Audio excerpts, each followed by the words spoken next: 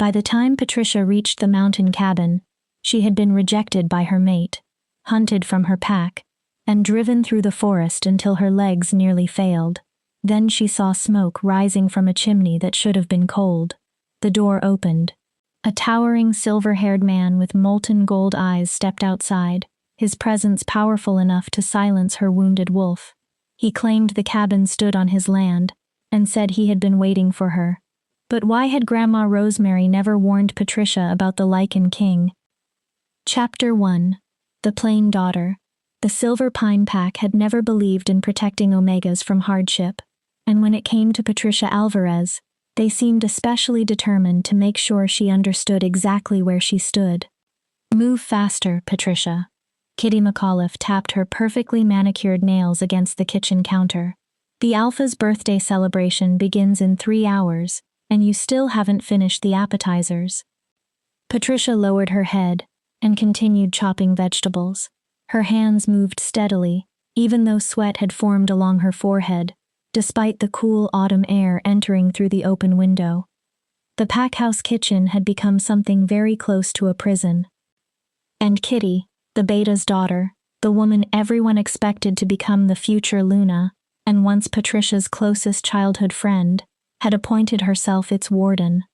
Yes, Kitty, Patricia answered quietly. Kitty's expression sharpened. It's Miss McAuliffe to you.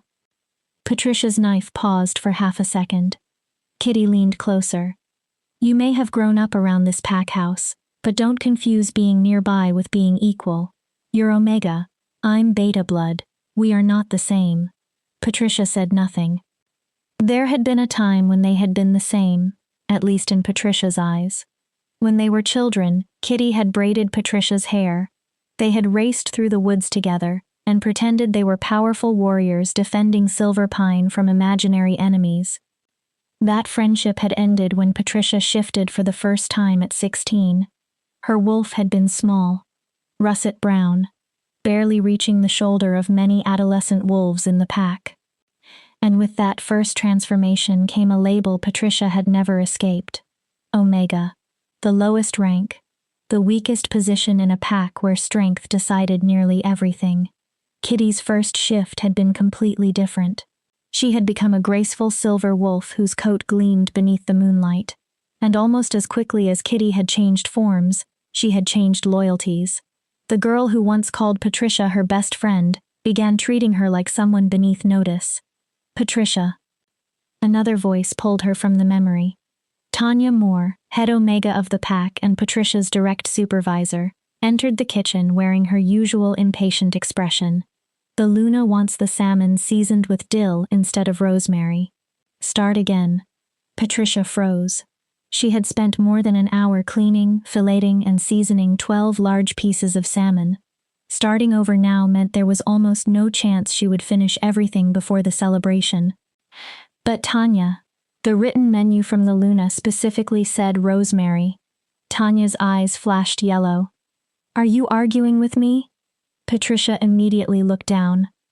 Even Omegas had a hierarchy, and Tanya had spent years making certain Patricia remained at the bottom of it.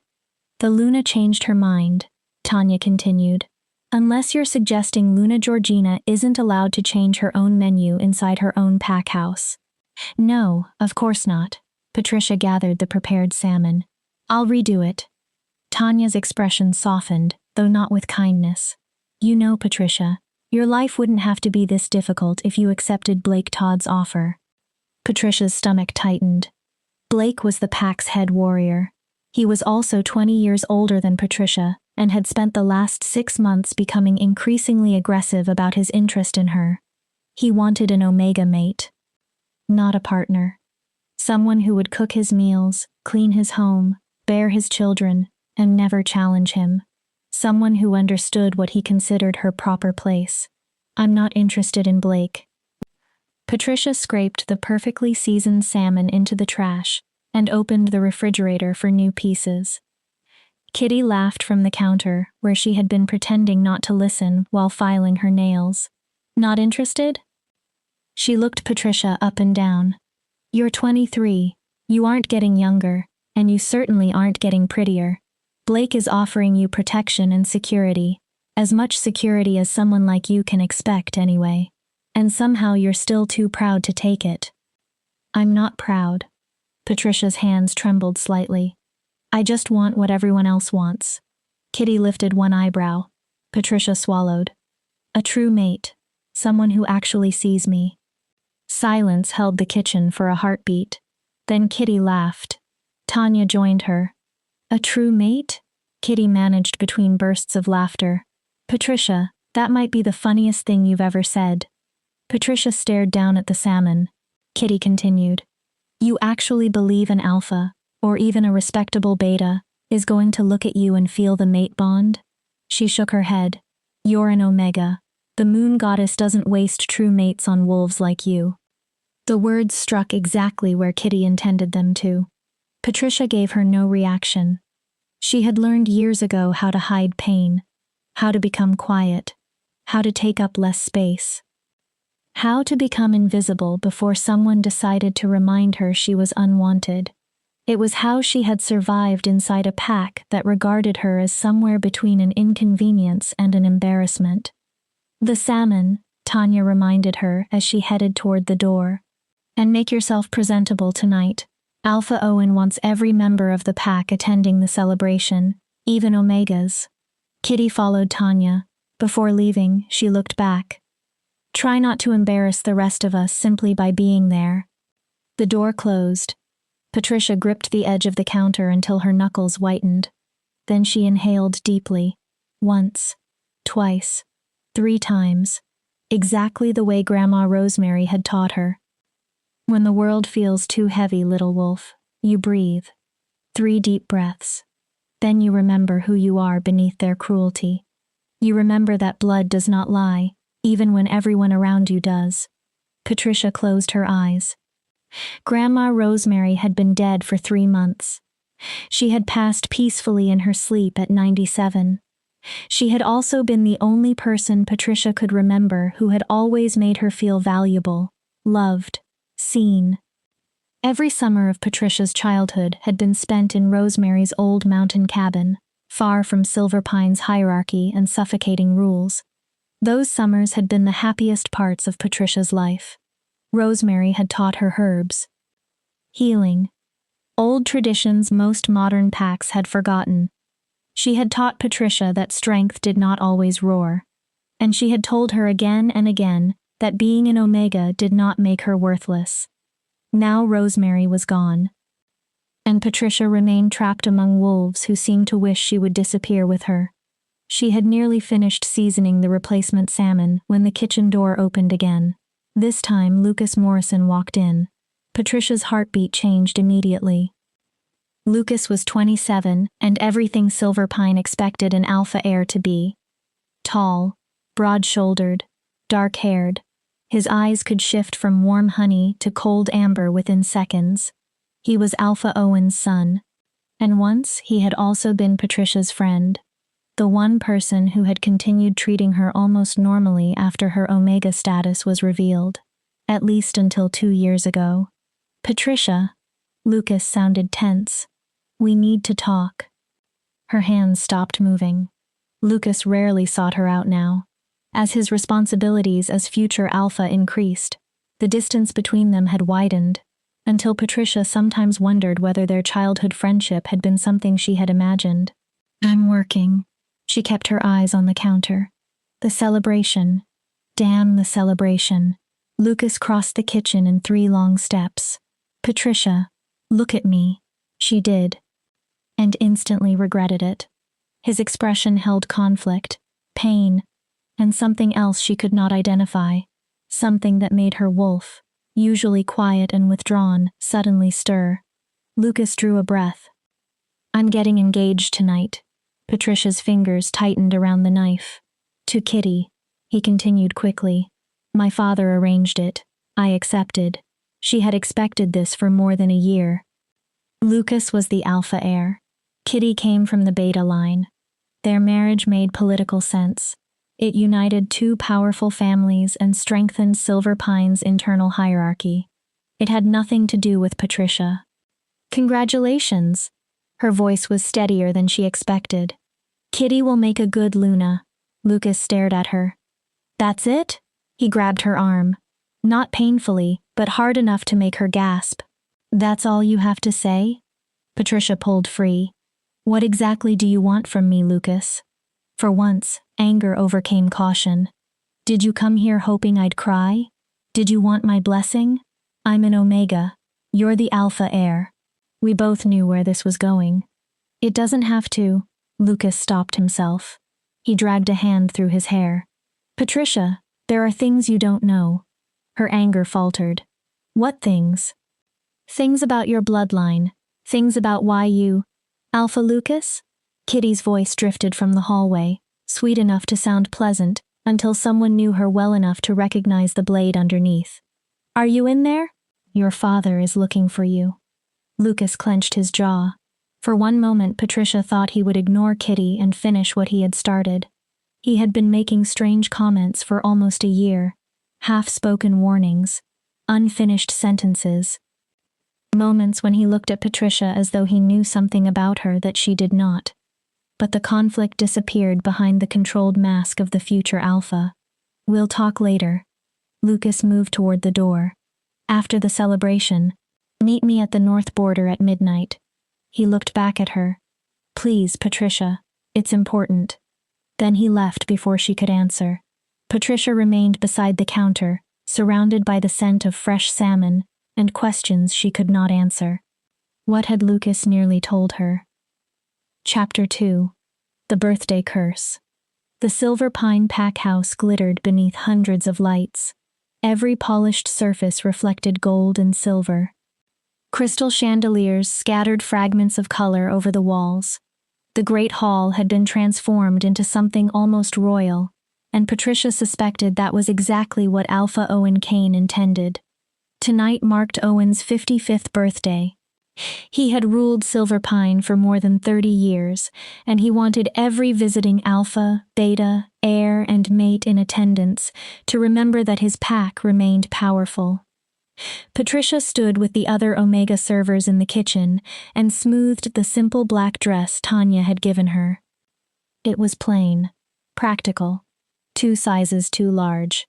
On Patricia's already small frame, it made her look even smaller. She had pulled her dark hair into a severe bun. Any attempt to look beautiful would only invite accusations that she was pretending to be above her station. Tanya faced the 6 Omegas scheduled to serve that evening. Remember what you are. They listened silently. You are invisible.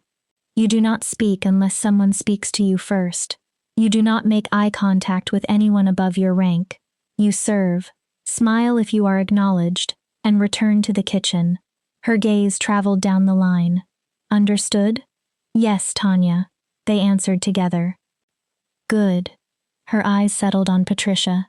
You're serving the main table. Patricia's stomach dropped.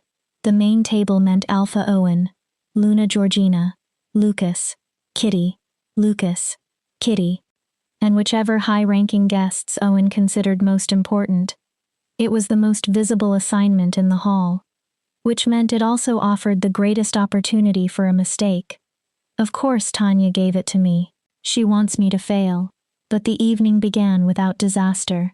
Guests arrived in groups, each dressed more extravagantly than the last. Patricia recognized many of them, alphas from neighboring packs, senior betas, their mates, and their heirs. The hall filled with voices, laughter, wine, and the invisible calculations of pack politics Patricia had spent her entire life watching from the edges. She moved between tables almost unnoticed. A ghost carrying wine, replacing empty plates, removing used glasses. Most guests never looked at her. Those who did seemed to look through her. Patricia told herself that no longer hurt. Then Alpha Owen rose. Attention. The single word silenced the room.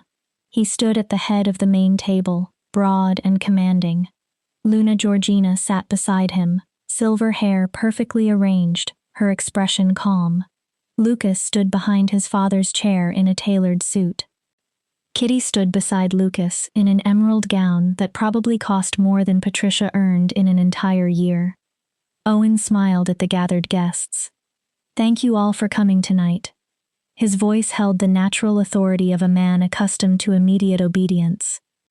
As many of you know, this evening is not merely a celebration of another year of my life, it is also a celebration of Silver Pine's future. Patricia's hand trembled slightly as she refilled a visiting Alpha's wine. She knew what was coming. Owen raised his glass. It gives me great pleasure to announce the engagement of my son, Lucas Morrison, to Kitty McAuliffe, daughter of our esteemed Beta. Applause filled the hall. This union will strengthen Silver Pine and ensure our pack continues to prosper for generations. Kitty smiled brilliantly. Lucas took her hand and slipped a large diamond ring onto her finger. Light flashed from the stone. Patricia forced herself to applaud. Her expression remained neutral. She would not let anyone see pain. She would not give Kitty that satisfaction. Then a scent struck Patricia with such force that her breath caught. Pine. Cedar. Something wild beneath it. Ancient. Intoxicating. Her wolf surged awake. Not gradually. Violently. Patricia gasped. The wine bottle slipped from her fingers. It hit the marble floor and shattered. Red wine spread across white stone among glittering fragments of glass. The crash silenced the hall. Every face turned toward Patricia, but she barely noticed. The scent had become overwhelming. Her wolf was no longer withdrawn. She was screaming one word inside Patricia's mind. Mate, mate, mate. Patricia slowly raised her eyes. They found Lucas, and she saw the exact second he felt it too. His face drained of color. His entire body went rigid. The sacred bond forged by the moon goddess snapped fully into place between them. Patricia's heart stopped. Number. Not now. Not him. Not like this. Patricia. Lucas barely breathed her name, yet in the silent hall it carried. His expression held shock. Horror. Recognition. She's clumsy. Kitty stepped directly between them. Her voice cut through the moment. Alpha Owen, I apologize. The Omega will clean this up immediately. But Owen was not looking at the glass. He was staring at Lucas. The warmth had vanished from his face. Lucas. His voice was dangerously quiet. What does that look mean? Lucas clenched both hands.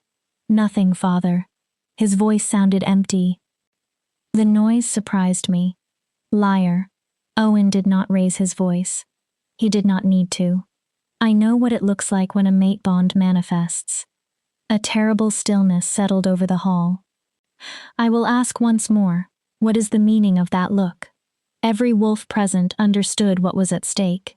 A true mate bond was supposed to supersede arrangements, engagements, politics, status. If Patricia and Lucas were true mates, then his engagement to Kitty should have ended before it truly began. But Patricia already knew Silver Pine would never accept that. Not when Lucas's mate was an Omega. Not when that Omega was her.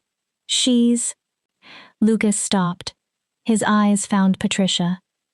Something inside them seemed to break. Then his face hardened. She's nothing, father. Patricia stopped breathing. Just an Omega who startled me. Her wolf howled before Lucas even said the formal words. The rejection had already begun. Lucas. Tears blurred Patricia's sight. No, please. Lucas looked as though speaking was tearing him apart, but he spoke. I, Lucas Morrison, future Alpha of Silver Pine Pack, reject you, Patricia Alvarez, as my mate. Patricia's legs weakened. I sever the bond between us of my own free will and through the authority of my bloodline. Pain ripped through her chest. There was no comparison for it. It felt as if something had reached inside her body, wrapped its hands around her living heart, and torn it apart. Her wolf screamed. The bond pulled, stretched, broke. Patricia collapsed onto her knees among shattered glass and spilled wine. She pressed both hands against her chest, as though that could stop the damage. She could barely breathe. But the rejection had to be completed. If she refused to accept it, The unfinished break could destroy her. Her voice cracked. Patricia Alvarez. She forced the words through the agony. Accept your rejection. The mate bond snapped. Her wolf gave one small, broken whimper, then retreated so deeply inside Patricia that Patricia could barely feel her. Kitty laughed. The sound cut through the stunned room. Well, she smiled as though nothing more serious than a broken glass had interrupted the evening. Now that we've settled that, perhaps we can continue celebrating. I believe champagne is waiting. Conversation slowly resumed. Quiet at first, then louder. Servers hurried forward to clear the broken glass. Patricia remained on the floor. She could not make her body move. The rejection burned through her veins like poison. Get her out. Owen looked down at her with disgust. And contact the pack lawyer. I want this formally recorded.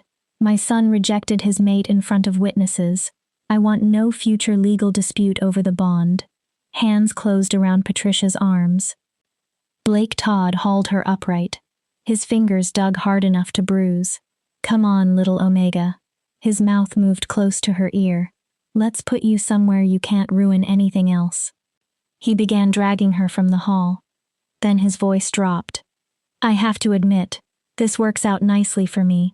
Now that an alpha has rejected you, maybe you'll finally reconsider my offer. Patricia tried to pull away. Her body barely responded. The rejection had drained everything from her. Blake dragged her down a corridor and shoved her into a storage room that smelled of cleaning chemicals and stale air. You stay here until the celebration ends. He looked her over. And Patricia? She said nothing. Think about what I offered. His expression carried ugly satisfaction. You're damaged goods now. Nobody else is going to want you. I'm still willing to overlook your defects. He stepped back. All you have to do is say yes. The door slammed. A lock clicked. Patricia stood in darkness. Her mate bond was gone. Her wolf had vanished into silence. Every breath hurt. She sank down the wall and wrapped her arms around herself. Then she finally broke. She cried for the childhood friendship she had once shared with Lucas.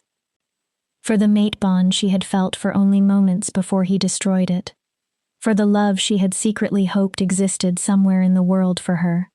For a future that had disappeared before she ever touched it. But beneath all of that grief was something worse. Some part of Patricia had always expected this. Omegas like her did not receive grand love stories. They did not receive happy endings.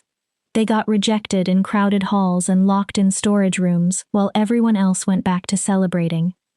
Hours passed, music faded, footsteps diminished. Eventually, Patricia's tears stopped because there seemed to be nothing left inside her to cry. She had nearly slipped into exhausted sleep when voices sounded beyond the door. Completely inexcusable. Tanya. Patricia straightened. The alpha is furious. He wants her gone. A male voice answered. One of the warriors. Gone as in expelled? Worse. Tanya lowered her voice. He's invoking the old laws. At dawn she'll be declared rogue. Patricia went cold. No pack will be permitted to accept her afterward. The warrior hesitated. That seems extreme.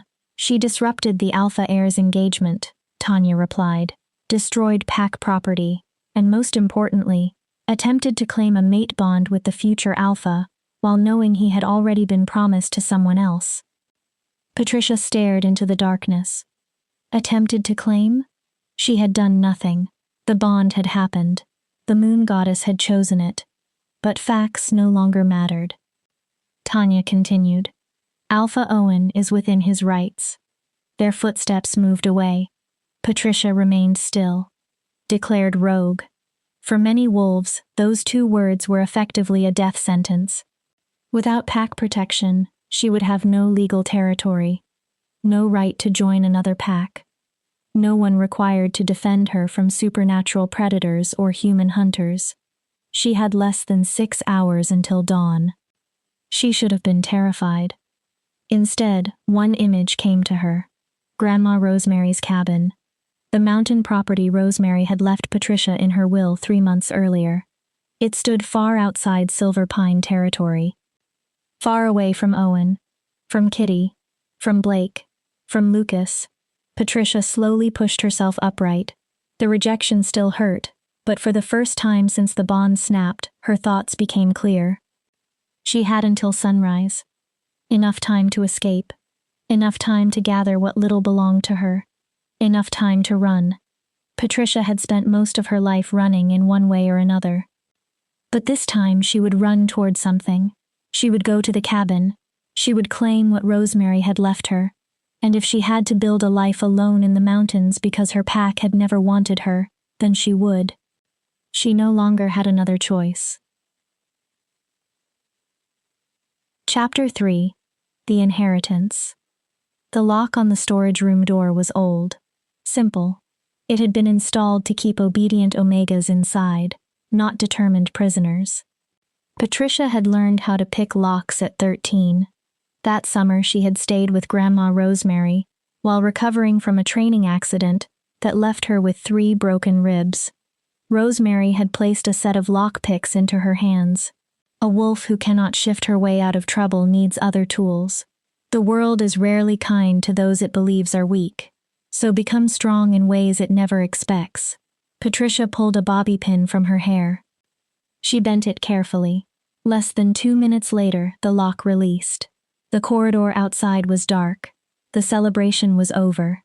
She could hear occasional snoring from guest rooms and quiet voices belonging to night guards. No one watched the Omega wing closely. Patricia slipped into her room. Nothing had changed. A narrow bed, a dresser with 3 drawers, a window facing the training grounds. She had lived there for 7 years, ever since her parents died when she was 16. Silver Pine had taken her in afterward because pack law required it, not because anyone particularly wanted her. They had made that difference very clear. Patricia pulled an old backpack from beneath the bed. She packed quickly. 3 changes of clothes, a first aid kit, the envelope containing the deed to Rosemary's cabin, a small wooden box holding the only jewelry she owned. Inside was a silver necklace with a wolf pendant that Rosemary had given Patricia on her 18th birthday.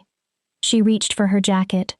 Footsteps sounded outside, heavy, male, coming directly toward her room.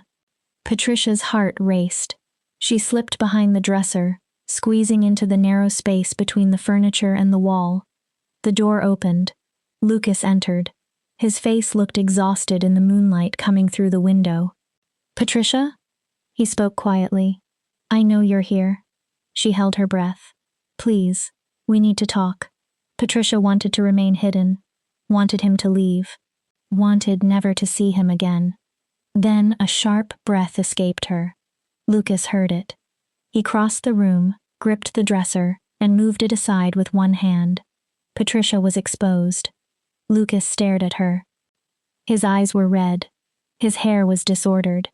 He looked as though the few hours since the celebration had aged him years. "Thank God." He reached toward her. "Patricia, listen. You have to leave tonight. Right now." She slapped his hand away. The phantom pain of the broken bond flared. "Don't touch me." Her voice was cold. "You made your position clear, Lucas." She stood. "Or should I call you Alpha Lucas now?" He flinched. "You don't understand." "No, I understand perfectly. My father intends to declare you rogue at dawn. I already know." Lucas stared. "But that isn't the worst part." Patricia paused. Lucas glanced toward the hall before lowering his voice. "There are things about your bloodline you don't know, things your grandmother hid because she believed hiding them would protect you." Patricia's anger shifted into confusion. "What are you talking about?" "The land where Rosemary's cabin stands." Lucas moved closer. "It isn't neutral territory." "What?" "It hasn't been for more than 50 years. Patricia felt unease crawl along her skin. "Your grandmother's property is on the edge of Blood Moon territory." Patricia shook her head. Blood Moon disappeared decades ago. Every pup knows that. After the Lycan king withdrew from the world, his pack scattered. The territory became unclaimed. That's the history we were taught. Lucas's expression tightened. It isn't true. Patricia stared at him. The Blood Moon territory was never abandoned. It still belongs to him. To who? The Lycan King. Lucas spoke the title quietly. He's still in those mountains. Patricia almost laughed. That's impossible. The Lycan King would be more than 300 years old. Lycans aren't normal wolves. Lucas shook his head. They're older, stronger, more powerful than any alpha, and this one didn't simply disappear. He went into something like hibernation, isolation, whatever you want to call it. Patricia stared at him. Lucas continued. Your grandmother knew him. The words struck harder than Patricia expected. What? She had an agreement with him, some kind of bargain that allowed her to live on his land without interference. He gripped Patricia's shoulders. But Rosemary is dead. Whatever agreement protected her may have died with her. Patricia pulled free. Rosemary had never mentioned a Lycan King. She had called the cabin Patricia's birthright, said their family had belonged there for generations. But Rosemary had also spoken repeatedly about blood, old magic, remaining true to yourself, even when everyone tried to make you smaller. Patricia looked at Lucas. Why are you telling me any of this? He went still. You rejected me. Her voice hardened. You chose Kitty. You chose your father. Why warn me now? I chose the pack. Lucas sounded desperate. I chose 300 wolves who depend on me over one. He stopped. One what? Patricia demanded. One Omega maid? You don't understand the politics. I understand enough. My father knew. Patricia frowned. Knew what? He knew about our mate bond before tonight. Silence. Patricia almost stopped breathing. What? Lucas looked away. He's known for 2 years. Patricia stared at him. When I turned 25, I started experiencing early signs of the bond. His voice became quieter. My father hired a seer. He wanted to know who my mate would be before the bond fully manifested, so he could arrange the most advantageous marriage. Patricia felt sick. The seer told him it was me. Lucas nodded. He forbade me from completing the bond. He ordered me to reject you the moment it fully formed.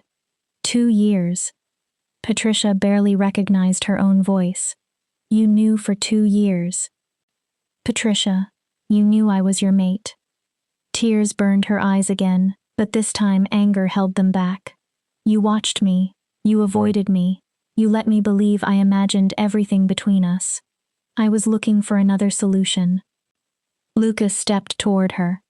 I tried to persuade him. I searched pack law for anything that could let me claim you and still remain heir. But you found nothing. Tonight the bond manifested in front of everyone. Lucas's voice cracked. I had no choice. You had a choice. If I had accepted you, my father would have challenged me for the alpha position. He looked directly at her. He would have killed me, Patricia. She said nothing. And after killing me, he still would have declared you rogue. Lucas spread his hands helplessly. At least this way you're alive. Barely. Patricia lifted her backpack. You should leave. Patricia, please. Someone could see you. Her smile held no warmth. You wouldn't want anyone misunderstanding your relationship with a rejected Omega. It might damage your engagement. Lucas's eyes filled. Actual tears rolled down the future Alpha's face. I know I don't deserve forgiveness. No. I know what I did can't be repaired. But please listen about the cabin. He stepped closer. Don't go there. Patricia frowned. Go anywhere else. I'll give you money. I can arrange passage through another territory. I can... Why? Because you don't understand what the Lycan King is capable of. Patricia gave a hollow laugh. I've been rejected by my true mate, locked in a storage room, and sentenced to become rogue at sunrise. She looked at him. Whatever this terrifying king might do cannot be much worse than what my own pack already has. You don't know that. No, Lucas. Patricia moved toward the door. You don't know what I'm capable of. She paused. Rosemary left me that cabin for a reason. Maybe she knew I would need it. Maybe she knew Silver Pine would eventually show me exactly how little I mattered here. Lucas opened his mouth. Your grandmother was... He stopped. Patricia turned. She was what? Conflict passed across his face. Then he shook his head. Nothing. She waited. Just be careful. He lowered his voice. And Patricia, I am sorry. She looked at him for several seconds. So am I. His expression broke. I'm sorry I ever believed someone like you might be brave enough to love someone like me. Patricia left him standing in her empty room. She never looked back. 3 main exits led from the pack house. All were guarded. But the building also had several older secondary routes most wolves had forgotten. One was an abandoned coal chute in the basement from the years before the pack converted to modern heating. Patricia squeezed through it. She emerged in bushes behind the house covered in dust and cobwebs. For one moment, she looked back. The pack house had been the only permanent home she had known for 7 years. Then Patricia turned toward the forest. And ran. Her wolf remained too wounded by the rejection to shift. So Patricia fled on human legs. Her backpack struck her shoulders. Breath burned in her lungs. Dawn was less than 3 hours away. She had to cross Silver Pine's borders before Owen made the rogue declaration official and sent trackers after her. Patricia knew the forest. She had explored it as a child and remembered hidden paths most wolves ignored. She used every one she could. She moved through undergrowth, avoided open ground, crossed rocky patches whenever possible to reduce her scent trail. She was still 2 miles from the border when howls rose behind her. They had discovered her escape. And the hunt had already begun. Patricia ran harder. Her muscles screamed. Ahead, she saw the old oak carved with Silver Pine's crest. Beyond it ran the stream dividing their territory from the wilderness. The howls grew louder, closer. Patricia burst from the trees and plunged into the freezing water. Cold shocked through her body. She nearly cried out, but the stream would break her scent. Buy precious time. She dragged herself up the opposite bank and kept running. She had crossed Silver Pine's border, but she was not safe. Not yet. She had to reach Rosemary's property. If Lucas had told the truth, entering that land without the Lycan King's permission might be incredibly foolish, but turning back meant certain death. At least forward offered a possibility. The sky had begun to lighten when Patricia finally saw the cabin. Small, wooden, nestled in a familiar clearing. And she almost cried from relief. Then she noticed the smoke. A thin line curled from the chimney. Patricia slowed. That made no sense. Rosemary had been dead for 3 months. No one should have been there. She approached cautiously. Morning mist clung unnaturally close to the ground. The forest had gone silent. No birds. No insects. No wind. And for the first time since Lucas rejected her, Patricia felt her wolf stir. She stopped 10 feet from the door. A presence pressed against her senses. Ancient. Powerful. Heavy enough to make the air itself seem different. Her wolf whimpered. But beneath the fear was something Patricia did not understand. Recognition. The cabin door opened. A man stepped outside. He was enormous. At least 6.5 feet tall. Silver-white hair fell to his shoulders. His eyes burned molten gold in the dawn light. His clothing was simple, dark trousers and a loose shirt, but nothing about him felt ordinary. Authority radiated from him as naturally as heat from a flame. He looked at Patricia. For a long moment, neither spoke. Then the stranger smiled. It was the most frightening smile Patricia had ever seen. "Hello, little Omega." His voice was smooth, deep, and powerful. "I've been waiting for you." Chapter 4. Ancient Bloodlines. Patricia's legs refused to obey her. Every survival instinct told her to run. Her wolf told her the same thing. And yet the damaged creature inside her had also gone strangely still, almost mesmerized. The Lycan king descended the cabin's 3 wooden steps. Despite his size, he moved with perfect control, graceful, precise, like someone who had spent centuries learning exactly how dangerous he could be. "You're trembling." He studied her. Fear or cold? His gaze dropped to her soaked clothing. Perhaps both. Patricia forced herself to speak. "Who are you?" The question sounded weak even to her. "And what are you doing in my grandmother's cabin?" One silver eyebrow rose. "Your grandmother's cabin?" He almost sounded amused. "How interesting. I had always considered it my cabin." Patricia stiffened. "On my land," he added. "Inside my territory." He stepped closer. Patricia moved backward. The Lycan king watched. "I suppose Rosemary never told you the complete truth." Patricia's stomach tightened. "You knew my grandmother?" "Knew her." His laugh rolled through the clearing like distant thunder. "Little Omega, I have known your bloodline longer than your pack has existed." He stopped. "Rosemary Love and I had an arrangement." Patricia blinked. Rosemary Love. Love had been her grandmother's maiden name, though after marriage she had used Morrison. What arrangement? Rosemary was allowed to use this cabin in exchange for certain services. Something in his phrasing made Patricia tense. His golden eyes flashed with amusement. "Not those kinds of services, if that is where your mind went." She flushed. "Your grandmother was a healer, one of the last who remembered the old ways. When I required her skills, she provided them." He looked around the clearing. "In return, I allowed her to live here without interference." Another step. This time Patricia held her ground. "But Rosemary is dead." His expression changed. "And you, little Omega, are trespassing." Patricia immediately opened her backpack and pulled out the envelope. "The cabin belongs to me now." She held out the deed. "My grandmother left it to me." He barely glanced at the papers. "A human deed has no authority over Lycan territory. My grandmother legally owned. Your grandmother had my permission to reside here."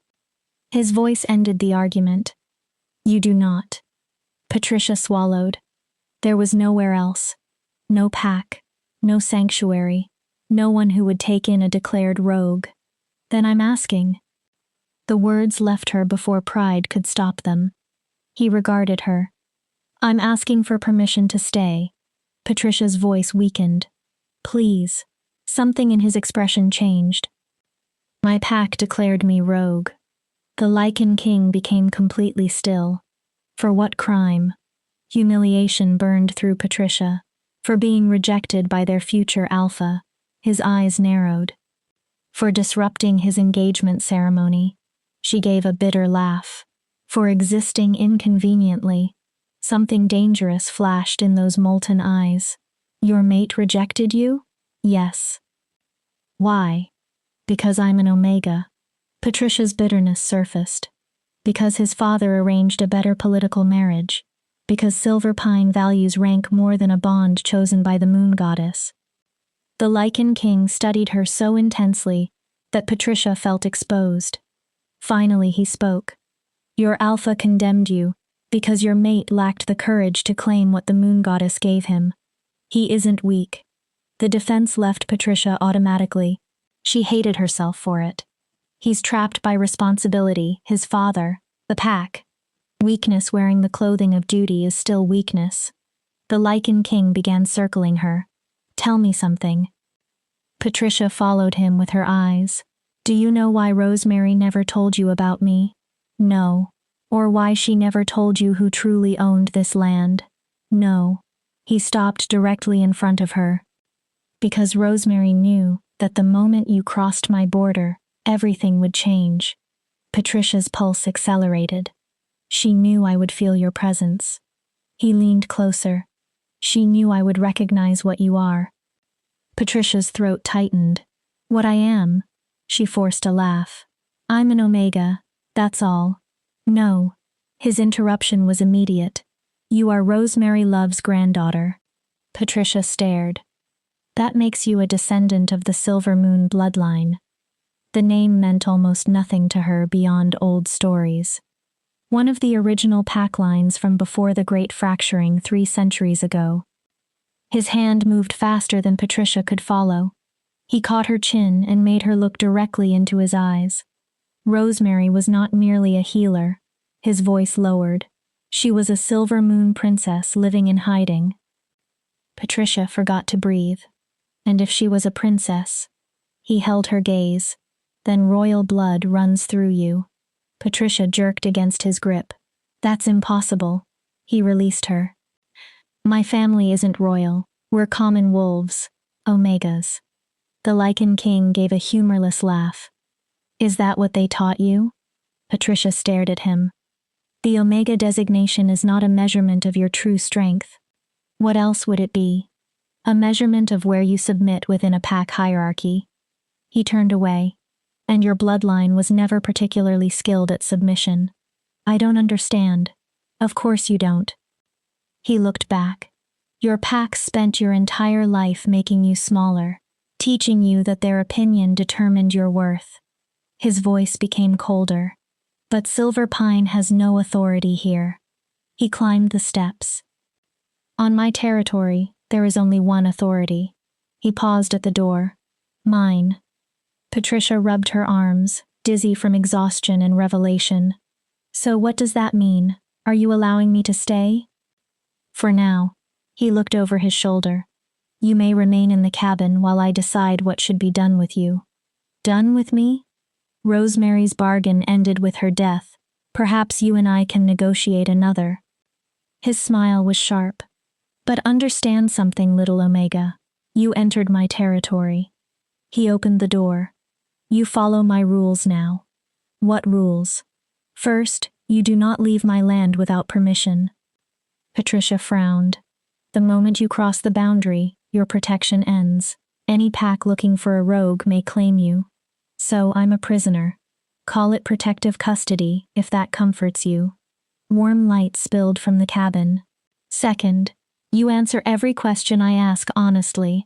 I dislike liars almost as much as I dislike cowardly alphas who reject their mates. And if I refuse? He looked at her. I remove you from my territory myself. His eyes gleamed. Then you may discover how long an unprotected rogue survives. It was not a meaningful choice. Patricia straightened anyway. I'll stay. She met his gaze. And I'll answer. He waited. But I have conditions too. His eyebrows lifted. You have no leverage, yet you make demands. I want freedom to move around the cabin and forest. Patricia forced steadiness into her voice. And I want your word that you won't hurt me. I will not promise never to hurt you. Patricia stiffened. Pain is occasionally necessary for growth, he continued before she could respond. But I will not kill you or permanently harm you without cause. He considered the rest. You may move around the cabin and the surrounding forest. There are areas of this territory forbidden to everyone except me. How will I know? You'll feel the boundary. Patricia frowned. The land itself will warn you. He looked at her seriously. If you are intelligent, you will listen. The adrenaline that had carried Patricia through the night finally began to fade. Exhaustion settled into her bones. The ache from Lucas's rejection remained in her chest. The Lycan King noticed. Inside. I need sleep. You need answers first. Can it wait a few hours? No. The single word held absolute command. Patricia stared at him. The questions I have cannot wait. He stepped aside. Inside. Patricia climbed the steps. The cabin looked almost exactly as she remembered it. The worn leather sofa near the fireplace, the small kitchen, the cast iron stove, the wooden table where she and Rosemary had eaten countless meals. But new things had appeared. Ancient books lay across the table. A large map covered one wall, marked with symbols Patricia did not recognize. And in one corner stood an enormous 4-poster bed that had definitely not existed during her childhood summers. You've been living here, Patricia turned. Since my grandmother died. My cabin, he corrected. And yes. Why? Rosemary's death created complications. I needed to remain close while I dealt with them. What complications? The Lycan King closed the door. Patricia heard the lock. Her body tensed. She was alone with something ancient enough and powerful enough to kill her without effort. Sit. He indicated the sofa. And prepare yourself. Patricia slowly sat. The story you are about to hear will change everything you believe about Rosemary, your bloodline, and why your pack truly wanted you cast out. She clutched her backpack against her body. The Lycan King stood before the fireplace. His face was partly shadowed. When the world was different, 5 great packs dominated wolfkind. He began counting them. Blood Moon, Silver Moon, Dark Wood, Stone Fang, Nightshade. Patricia knew pieces of the legend. Each possessed its own territory, customs, and strengths, and each was protected by beings of extraordinary power, blessed to lead and guard their people. Patricia had always assumed those stories were mythology. The Silver Moon Pack was known for healers. The Lycan King continued. Not ordinary medicine, magic lived in their blood. They could repair the body and wounds of the spirit. He watched Patricia. Rosemary was the final pure-blooded Silver Moon healer. Patricia slowly nodded. Then he said something she did not expect. And she was supposed to belong to me. Patricia blinked. What? We were betrothed. His expression became unreadable. Our packs arranged a union between Blood Moon and Silver Moon. Patricia stared. Rosemary was supposed to become my queen. He spoke without emotion, but old anger lived beneath every word. Together we would have ruled the largest unified territory wolfkind had ever known. But she didn't. No. She married my grandfather. Yes. He said it with obvious bitterness. Rosemary fled the night before our bonding ceremony. Patricia stared.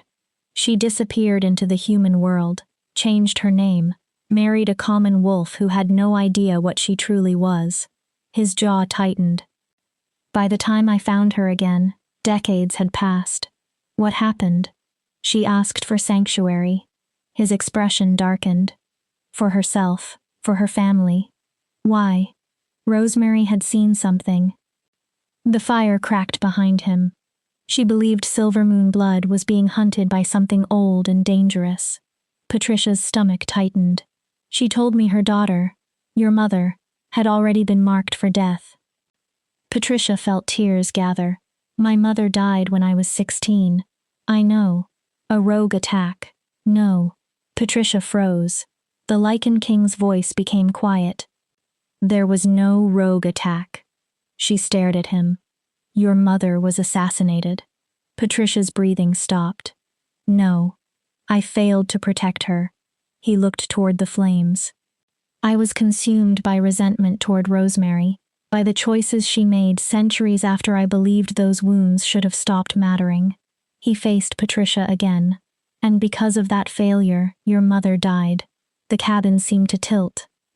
Everything Patricia knew about her family suddenly felt uncertain. Why are you telling me this? The Lycan King came closer and crouched until his eyes were level with hers. Because you are in real danger. His hand lifted. He gently moved one wet strand of hair from her face. And because your rejection tonight was not random. Patricia stared at him. It wasn't simply pack politics. His golden eyes hardened. Someone wanted you vulnerable. A chill passed through her. Someone wanted you removed from pack protection. Who? His expression turned grim. That is what we are going to discover. Chapter 5. Breaking Chains.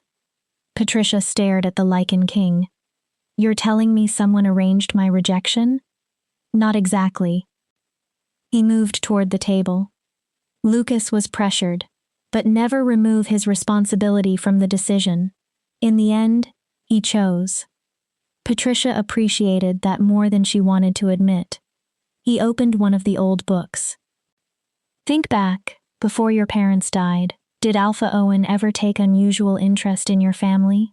Patricia searched her memories. There was one time. How old were you? Maybe 10. She frowned.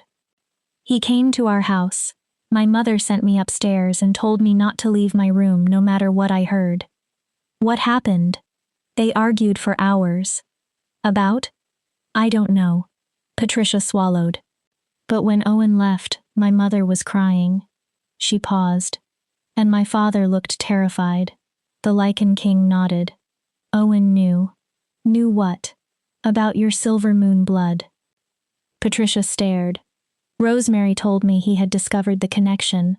She believed pack loyalty would keep him silent. His expression hardened. She was wrong. But why would Owen care?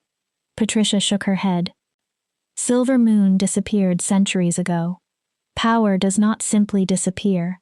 The Lycan King opened an ancient volume. It sleeps. Several markings on the page seemed almost luminous in the firelight.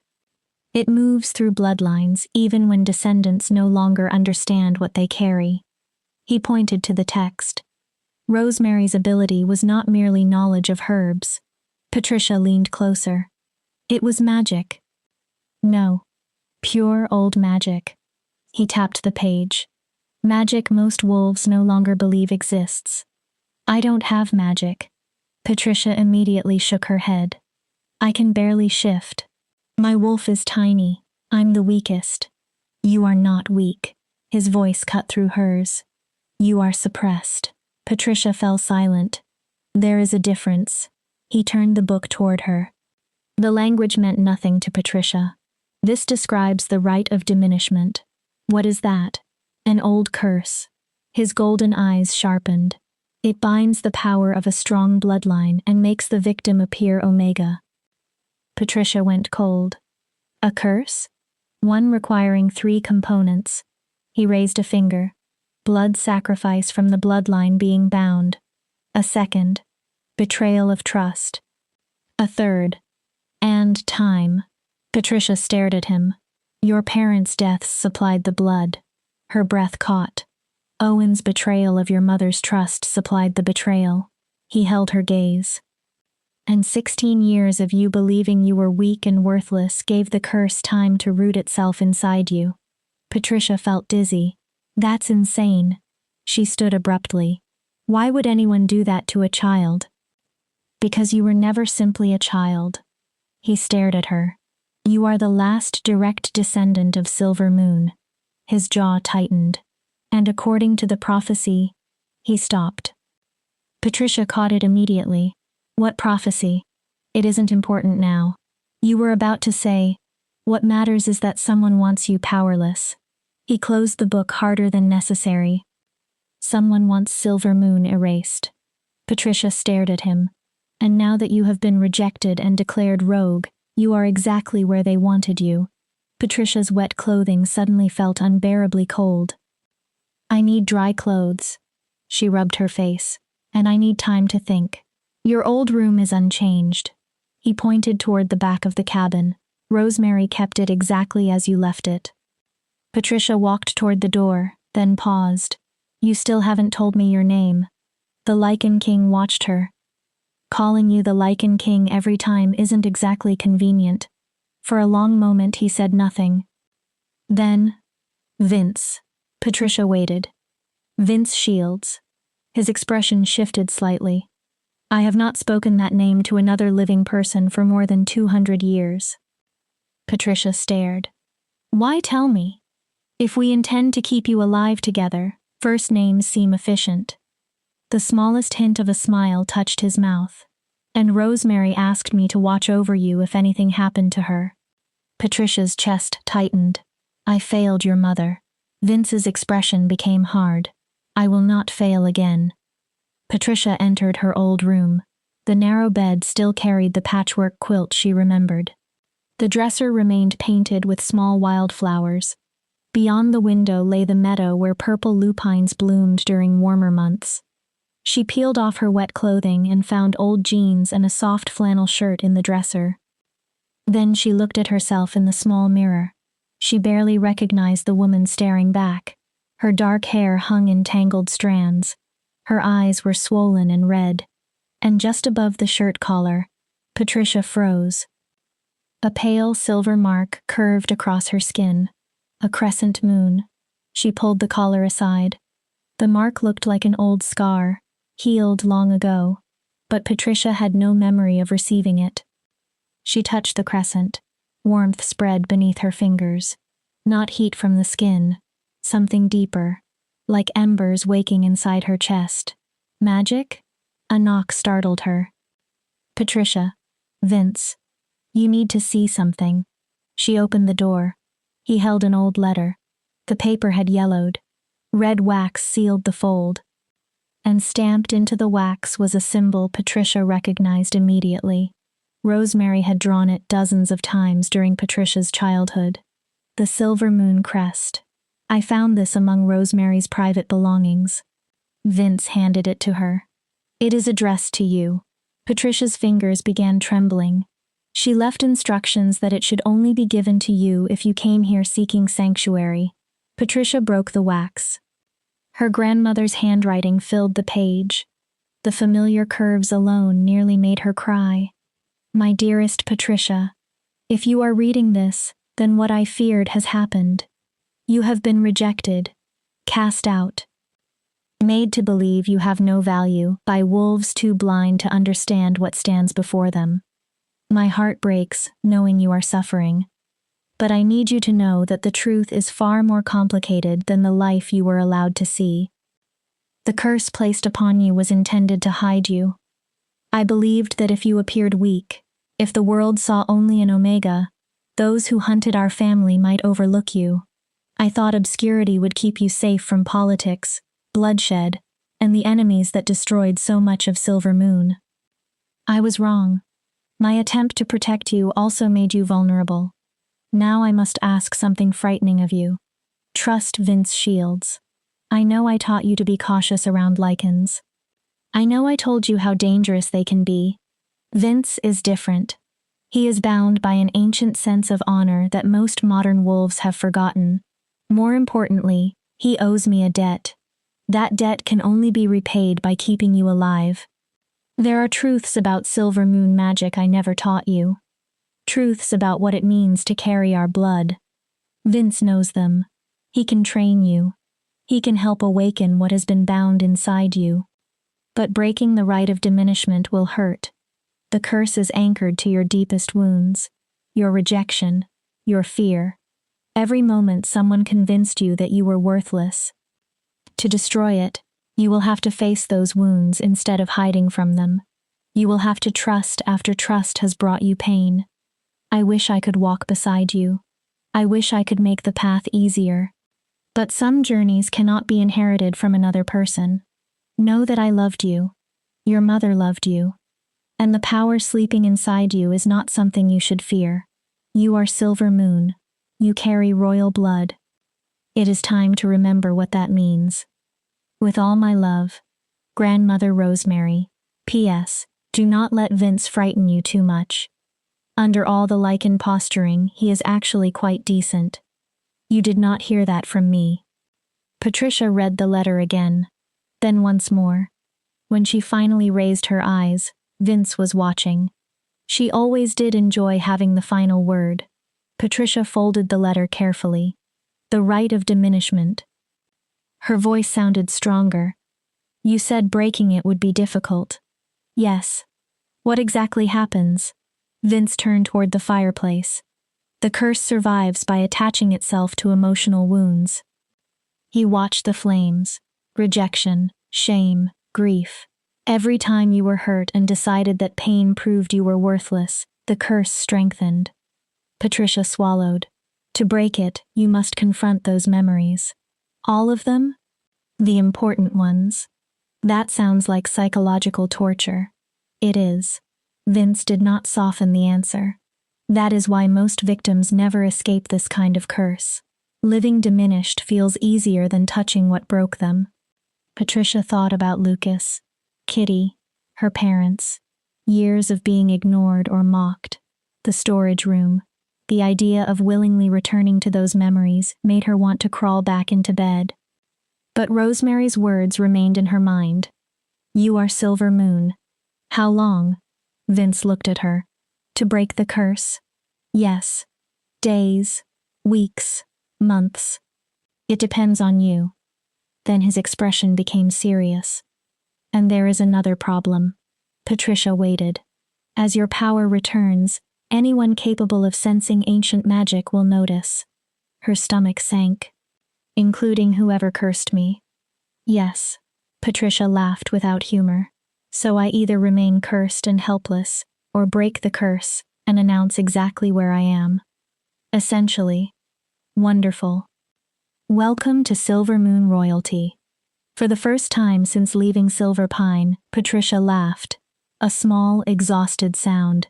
Rosemary certainly knew how to choose allies. She looked Vince over. A sarcastic Lycan king who hates everyone. I do not hate everyone. He sounded almost offended. I hate the portions of the world that murder innocent wolves and curse children. He moved closer. Patricia was again struck by how unnatural his presence felt. Too old, too controlled, too powerful for the small cabin around him. I need time, she shook her head. To understand all this, you have very little. Vince's expression sharpened. Your rejection happened hours ago. Silver Pine will already be tracking your trail. If they discover I'm here, they'll attack? No. His smile turned cold. They will report your location.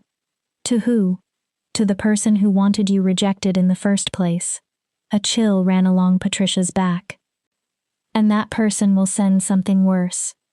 What's worse than pack trackers? Hunters. Patricia froze. Human mercenaries trained to kill supernatural beings. Vince's voice became distant. They are expensive, efficient, and morality rarely influences which contracts they accept. He looked at Patricia. I know them well. How? They nearly destroyed Blood Moon 300 years ago. Patricia slowly sat. They are the reason I disappeared.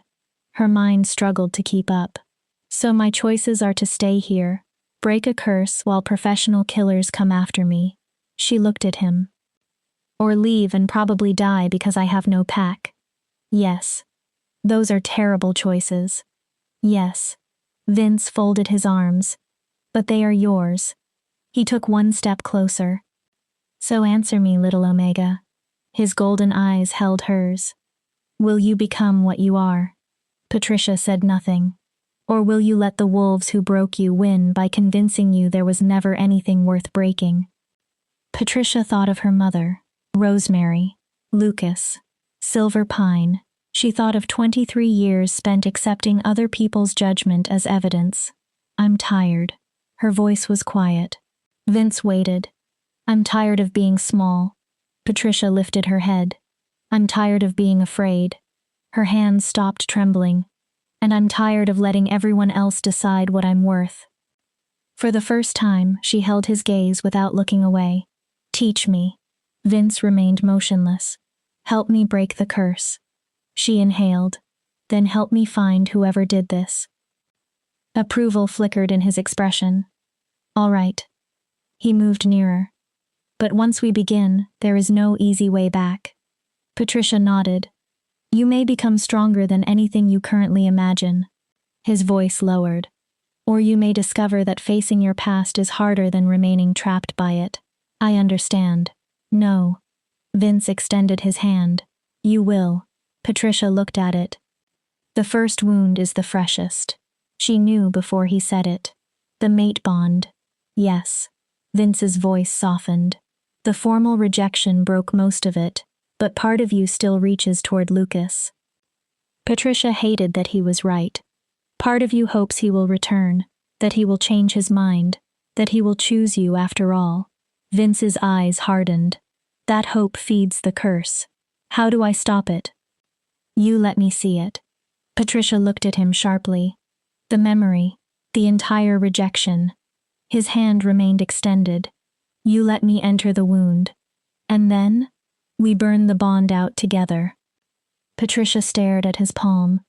Allowing someone into her mind felt more frightening than fighting. But if reclaiming herself required walking through pain, then hiding could no longer be her only response. She placed her hand in his. Power surged through the contact. Patricia gasped. It felt like grabbing a live current. Not pain. Energy. Ancient and enormous. Close your eyes. Vince's voice became the only steady thing in the room. Remember. Patricia obeyed. Do not hide from what happened. She fell backward into the memory. Pine. Cedar. Recognition.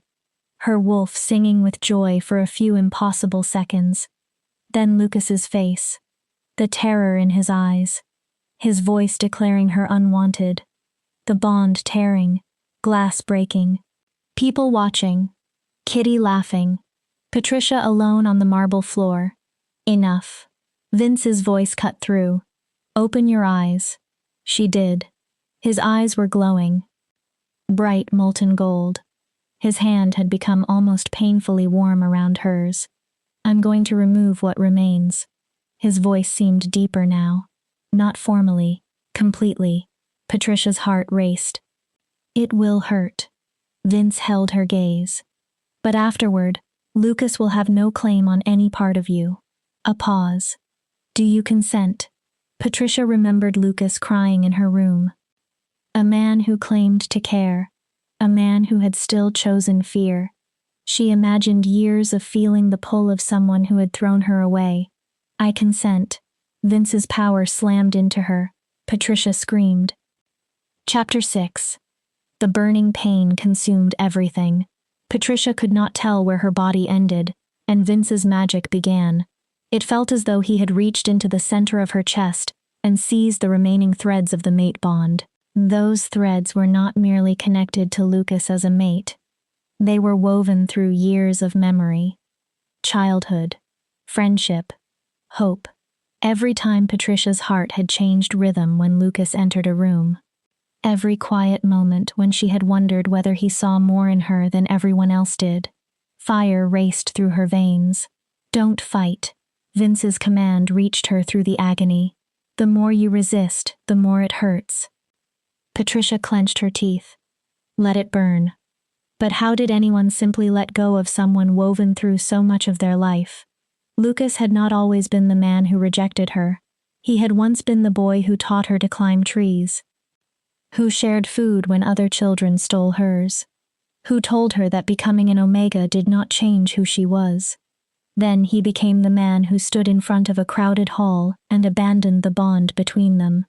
Patricia stopped resisting. Vince's magic flooded deeper. Memories ignited. Lucas at 8, standing between Patricia and children who bullied her. Burn. Lucas at 16, watching her first shift while carefully hiding whatever he felt. Burn. Lucas at 25, avoiding her in corridors. Burn. Lucas at 27, saying the words that destroyed their bond. Burn. One by one the memories flared silver. Then became ash. The ache in Patricia's chest reached unbearable intensity. For one final moment it felt worse than the original rejection. Then, nothing. The pain vanished. Completely. Patricia collapsed. Vince caught her before she hit the floor. He lowered her carefully. She gasped for air. Every muscle shook. It's finished. Vince's voice had returned to normal. The bond is completely severed. Patricia searched inside herself. No pull. No ache. No invisible thread pointing back toward Silver Pine. Lucas was still part of her memories. But he no longer lived inside her nervous system. How do you feel? Vince asked. Patricia swallowed. Hollow. She took another breath, but lighter, normal. He helped her onto the sofa, then brought water from the kitchen. Drink. Patricia emptied half the glass immediately. The burning consumes physical energy. She finished the rest. How many more times are we doing that?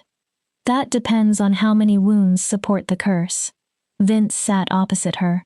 The rejection was easy to reach because it happened tonight. Patricia almost laughed at his definition of easy. The older wounds will be buried deeper. What does that mean? Meditation, memory exploration, Ritual work. He glanced at the books. Methods Rosemary would have known naturally. I will have to reconstruct some from old texts. So we can't just burn everything tonight. No. Vince's expression became serious. If we move carelessly, the curse will rebuild itself around pain we leave untouched. Patricia stared into the empty glass. How long until the person who cursed me notices? Impossible to know. He leaned forward. But once your power starts returning, your magical signature will change. Meaning? Anyone sensitive to old magic will begin feeling you. He stood and walked to the map. Which means we prepare. Patricia joined him. The map covered the region with glowing symbols and lines. This is my territory. Vince traced the boundary. 300 square miles of mountain forest. Patricia looked at him. All yours. All protected. His finger moved along markings. I built wards centuries ago. Nothing supernatural crosses these borders without me knowing. Nothing? Nothing supernatural. He emphasized the final word. Humans are more difficult. Patricia understood. Hunters. Exactly. Vince pointed toward red marks along the southern boundary. Old magic recognizes supernatural threats easily. Determined humans can sometimes move through where other beings cannot. What are those marks? Places where hunters attempted to enter. Patricia studied them. Most turned around when the wards pressured them. And the ones who didn't? Vince smiled coldly. They became part of the forest. Patricia looked at him. The being helping her was not gentle by nature. He had killed. Would kill again. He made no attempt to hide it. You really believe they're coming for me? I know they are. Vince turned. Which means you must learn to defend yourself. Patricia looked down at her small hands. I'm not a fighter. That is conditioning. My wolf is tiny. Your wolf is cursed. He cut her off. When the rite of diminishment is broken, your true wolf will emerge. His confidence left little room for argument. She will not be small. He began walking toward the door. But until then, you still need basic combat skills. You want to train me? I want you alive. Vince opened the door. I cannot protect you every second. Patricia thought of years spent avoiding confrontation, because fighting back only brought harsher punishment. The idea of learning how not to be helpless felt almost impossible. When do we start? Vince's smile showed approval. Now. They entered the clearing behind the cabin. Morning sunlight covered the meadow. Purple flowers moved in the breeze. Birdsong had returned. The peaceful beauty made what followed feel strange. Vince moved to the middle of the grass. First lesson. Patricia stopped several feet away. Forget everything Silverpine taught you about Omega submission. His tone sharpened. In a real fight, there are no ranks, no polite rules, no showing your throat, and praying the other wolf decides to be merciful. They never taught Omega's combat. Vince slowly turned his head. Of course they didn't. His jaw tightened. Why allow people you consider weak to learn that they aren't helpless? He faced her. Show me a fighting stance. Patricia copied what she remembered seeing during training. Feet shoulder-width apart. Hands raised. Vince circled her. Too stiff. Patricia adjusted. You are standing like someone waiting to be hit. I've never done this. I noticed. He stopped. Attack me. Patricia blinked. What? Hit me. That seems like a terrible idea. Punch, kick, do anything. He folded his arms. I need to see how you move when you intend to hurt someone. Patricia hesitated. I'll embarrass myself. Probably. Her eyes narrowed. That is part of learning. Vince's expression remained calm. Attack me or stop wasting my time. Anger sparked. Patricia swung. Her punch was obvious. Slow. Poorly aimed. Vince stepped aside, caught her wrist, used her momentum, and flipped her onto her back. The impact knocked the breath from her. Pathetic. Patricia glared up. Vince did not sound mocking, only factual. You weren't trying to hurt me. He offered his hand. You were performing an instruction. Patricia took it. This time remember everyone who hurt you. Vince pulled her upright. Every insult, every rejection, every moment someone convinced you that you deserved less. Patricia thought of Kitty, Tanya, Blake, Owen, Lucas, the storage room. She attacked. Vince blocked again, but this time he had to move more quickly. Better. His eyes flashed. Now you're angry. Patricia breathed hard. Anger is fuel. He shifted position. Use it. Do not let it use you. They trained for hours. Vince taught her to strike. Block. Use leverage. Exploit a larger opponent's balance. Fall without panicking. Patricia hit the ground more times than she could count. Bruises accumulated across her arms and legs. Then she landed a kick against Vince's knee. He actually stumbled. Patricia froze. Vince looked almost pleased. Excellent. Pride warmed her chest. You learn quickly. He reset his stance. Years in a hostile pack gave you something useful. Patricia frowned. What? You read people. He gestured toward her. You spent years watching body language, because predicting someone's mood kept you safe. Patricia slowly understood. We turn that defensive instinct into offense. Eventually, Patricia bent over with both hands on her knees. I need a break, she gasped. I think I'm dying. You are not dying. Vince sounded unimpressed. You are weak from years of neglect. Patricia glared. He finally nodded toward the cabin. Fine, food. Inside, Vince surprised her again. He cooked. Well, eggs, toast, venison sausage. Patricia ate so quickly she almost embarrassed herself. She had not realized how hungry she was. What happens next? More combat training later. Vince poured water. Tonight we begin another memory session. Patricia slowed. Tonight? This afternoon you rest. He sat. I need time to prepare the ritual space. Ritual space. The deeper memories require stronger protections. Patricia stopped eating. What protections? A warded circle.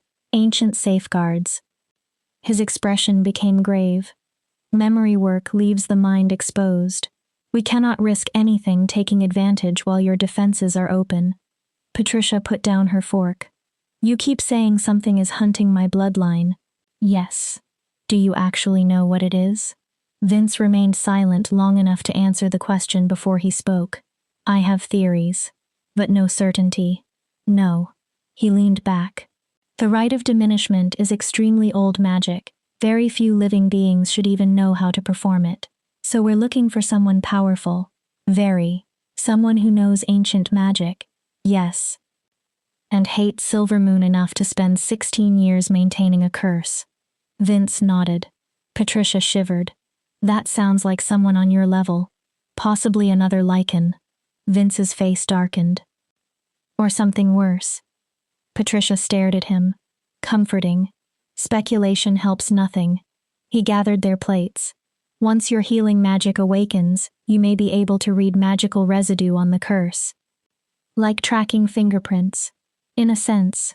So I'm becoming a magical investigator. You are becoming difficult to kill.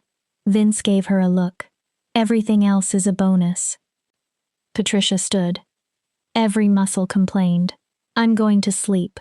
She reached her bedroom door. Then stopped. Vince? He looked over. Why are you really doing this? His expression changed. I understand the debt to Rosemary. Patricia studied him.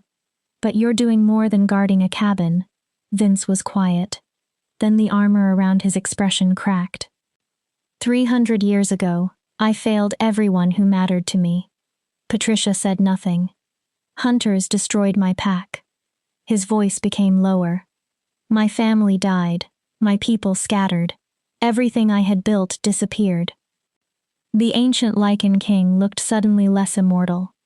I withdrew because I could not live with the knowledge that I had not been strong enough to save them. He stepped closer. Rosemary gave me another chance. Patricia's chest tightened. She trusted me with the thing she valued most. His eyes met hers. Her bloodline. A pause. Her granddaughter. He continued. The future of Silver Moon. Vince's voice hardened. I help you because I refuse to fail again. Then softer. And because you deserved better than what this world gave you. Patricia blinked away sudden tears. That is a lot of responsibility to place on one cursed Omega. Vince's answer came immediately. You are not an Omega. His golden eyes held hers. You are a princess in hiding. And it is time you started behaving like one. Chapter 7. Shadows of the Past. Patricia woke to chanting.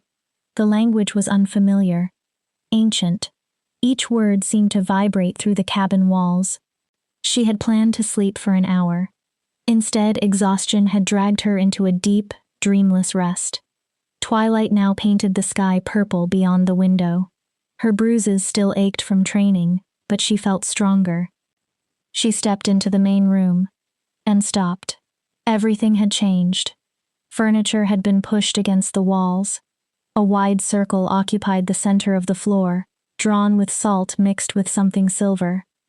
Symbols surrounded it. Some Patricia remembered from Rosemary's books. Others were completely unknown. 5 candles burned around the circle. Vince stood inside it, shirtless.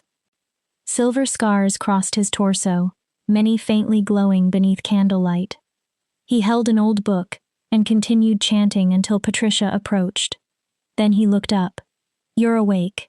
His golden eyes reflected fire. Good.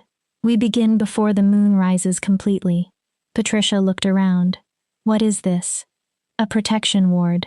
He closed the book. A memory circle. He indicated the symbols. And a binding structure to make sure anything we uncover remains contained. Patricia's stomach tightened. The wounds we're approaching tonight are older. Vince set the book down. Deeper.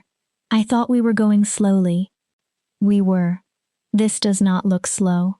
We no longer have time. Vince's tone sharpened. Every hour the curse remains intact gives your enemy another hour to act. Patricia looked at the circle. What happens if I can't handle it? Vince's expression softened slightly. I pull you out. And then? We try again. He approached the edge. But understand what the curse wants. Patricia looked at him. It wants you convinced you are too damaged to heal, he continued, too weak to face pain. He extended one hand. Every time you prove that belief wrong, you weaken it. Patricia stared at the circle. Years of fear pulled her backward. Rosemary's letter pushed her forward. What do I do? Sit in the center. Vince stepped over the salt line. Once we begin, you do not leave until I end the session. No matter what happens? No matter what you see or feel. Patricia entered. The instant she crossed the boundary, pressure changed around her. Not physical exactly. The air felt heavier, charged. She sat cross-legged. Vince settled opposite her. Their knees nearly touched. Hands. Patricia placed hers in his. Power surged again. Close your eyes. She obeyed. 3 breaths. Patricia inhaled. Once. Twice. 3 times. Rosemary's rhythm. Gradually the room disappeared. Patricia became aware of buried places inside herself. Old wounds she had never healed because surviving each day had seemed more urgent. I'm guiding you backward. Vince's voice sounded distant. To the moments that taught you to believe you were worthless. Patricia's pulse quickened. We are not returning to suffer again. His hands remained steady around hers. We return so you can finally understand what really happened. The world shifted. Patricia was 10 years old. She stood in the packhouse kitchen while her mother worked. Fresh bread scented the room. Sunlight turned everything gold. Alpha Owen stood in the doorway. His face was hard with anger. You need to tell her the truth, Gloria. Patricia's mother, Gloria Moses, stared back. She's a child. She still deserves the truth. She deserves a childhood before our bloodline becomes a burden she has to carry. Owen's expression twisted. Your bloodline is a curse on this pack. Young Patricia hid behind the pantry door. She did not understand the words. But she understood that Owen was angry about her. Rosemary should have stayed where she belonged, Owen said. She should have honored her duty to the Lycan king instead of fleeing to play family with a common wolf. Gloria's face tightened. Do not speak about my mother that way. If I had my preference, all three of you would leave Silver Pine. Owen leaned closer. But your husband is too valuable, and I'm not cruel enough to send a child into wilderness. He paused. Yet. Gloria went pale. Owen, please. Keep her ignorant. His voice lowered. Keep her small. Young Patricia listened. Keep her weak and Omega. Patricia's adult mind recoiled. And perhaps whatever follows your bloodline will pass Silver Pine. Owen stepped toward Gloria. But if I sense even a trace of Silver Moon magic in that girl, I will declare every one of you rogue. The memory broke. Another replaced it. Patricia was 16, standing in a forest clearing for the first shift ceremony. Other adolescent wolves surrounded her. She remembered the terror, the pressure, her body resisting transformation until almost everyone else had shifted. Finally, her wolf emerged. Small, russet brown, ordinary. Her father's disappointment hurt. Owen's disgust hurt more. But Kitty had looked at Patricia as though years of friendship had become embarrassing in a single second. Omega, someone whispered. Weak. Another voice. Pathetic. Worthless. The words multiplied. Followed Patricia for 7 years. Stop. Vince's voice appeared inside the memory. Patricia turned. He stood beside her. An adult figure inside a scene from 16-year-old Patricia's life. Look. He pointed toward her wolf. Not at what they saw. Patricia hesitated. Look beneath it. She focused. Then gasped. Under the russet fur. Silver. Faint markings pulsed beneath the false coat like hidden moonlight. The curse activated during your first shift. Vince stood beside her. It altered what everyone saw. Patricia stared at her younger wolf. That was never your true form. The memory moved. Rain. 2 coffins. Patricia stood alone at 16 while her parents were buried. Pack members surrounded the graves but kept their distance. No one held her. No one comforted her. Owen spoke over the coffins. Alan Mason and Gloria Moses died defending Silver Pine from rogues. Young Patricia stared down. They will be remembered as heroes. But Patricia had seen her father's body. Even then, something about the wounds bothered her. Not claws. Not teeth. Vince's voice came beside her. Hunters. Patricia's breath caught. I confirmed it later, when Rosemary asked me to investigate. He looked toward the coffins. Your parents were deliberately targeted. Patricia felt the old grief rise. Your mother was killed so her Silver Moon healing ability could die with her. Rain ran across young Patricia's face. She had believed she was completely alone. That was when I started thinking there was something wrong with me, adult Patricia whispered. No. Vince's answer came firmly. You were surrounded by cowards. Patricia turned. Wolves too frightened of Owen to comfort a grieving child. He looked directly at her. That is not the same as being unworthy of comfort. Memories accelerated. Kitty's insults. Blake's advances. Tanya's contempt. Rooms falling quiet when Patricia entered. Years of tiny cruelties. No single moment catastrophic. Together, devastating. Enough. Patricia opened her eyes inside the ritual circle. Tears covered her face. Her hands had locked around Vince's. I can't. Her breath came unevenly. It's too much. Yes, you can. Vince tightened his grip. Because you have only seen what the curse wanted you to see. Silver power flowed through him. Now I will show you what it hid. Light exploded behind Patricia's eyes. Memories returned, but differently. She saw a wounded bird she had touched as a child. It should have died. Instead, it flew away. She saw plants in Rosemary's garden growing faster beneath Patricia's care. She remembered countless injuries from pack labor and training that healed unusually quickly without treatment. She had been using magic, instinctively, all along. She saw Owen looking at her, not with disgust, fear. He had kept Patricia close because even cursed, she frightened him. She saw arguments she had never known about. Lucas confronting his father, defending Patricia quietly, trying to protect her without directly challenging Owen. She saw Tanya's contempt from another angle. Jealousy hidden inside authority. You were never worthless. Vince's voice echoed through everything. You were dangerous. Patricia trembled. Powerful. Silver light surrounded them. A threat to everyone who benefited from keeping Silver Moon buried. Patricia began to sob. They convinced you that you were Omega because the truth terrified them. Something inside her broke, not painfully, like a chain giving way. I believe you, she cried harder. I believe you. Vince's eyes blazed, then burn. His power surged. Patricia let it in. Silver fire moved through every memory of shame, every insult she had accepted as truth. Every moment she blamed herself for being mistreated. Pain tore through her, but underneath it came release. Patricia screamed, not because she was being destroyed, because she was refusing to remain small. The candles flared. The salt circle began glowing, and somewhere deep inside, her wolf awakened. Patricia felt her clearly for the first time, large, powerful. Silver markings glowing through her coat. That's her. Vince's voice carried approval. Let her out. Patricia's body began to shift. But this transformation did not feel like the painful struggle she had known since 16. It felt natural.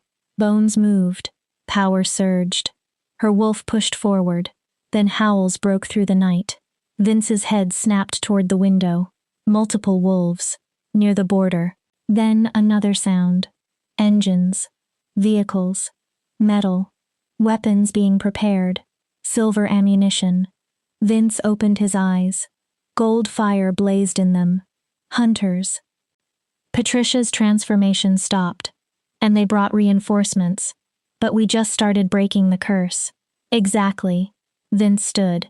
Which means someone was waiting for this moment. More howls. Patricia recognized one. Blake. Horror spread through her. Silver Pine sent trackers. Vince's face became deadly. Owen cannot afford to let you survive now. He looked toward the door. Stay inside the circle. What? Do not cross that salt line. Where are you going? The wards will protect you while you remain inside.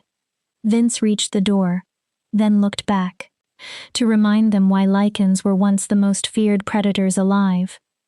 He paused. If I do not return, there is a box beneath the floorboards under your bed.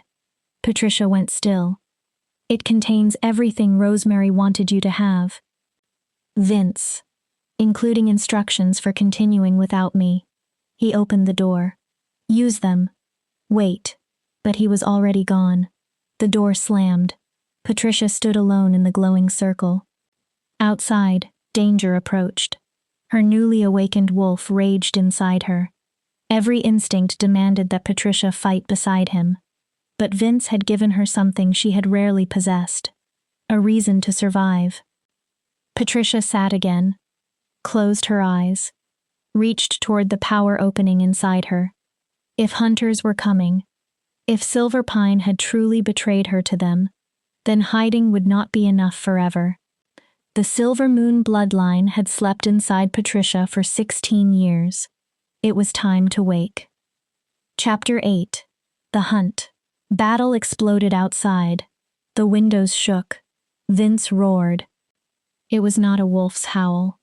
The sound came from something older and deeper, powerful enough to make the floor vibrate. Gunfire answered. Then screams. Patricia remained inside the circle. Every instinct told her to run outside. She forced herself to stay. Instead, she reached inward. "Come on. Wake up." Her wolf responded. Stronger than ever. The curse remained, but cracks had formed. Magic hummed beneath Patricia's skin. A window shattered. Glass sprayed across the cabin floor. A figure climbed through. Human. Black tactical clothing. Masked face. A modified rifle already pointed toward Patricia. Silver bullets. The hunter moved toward her.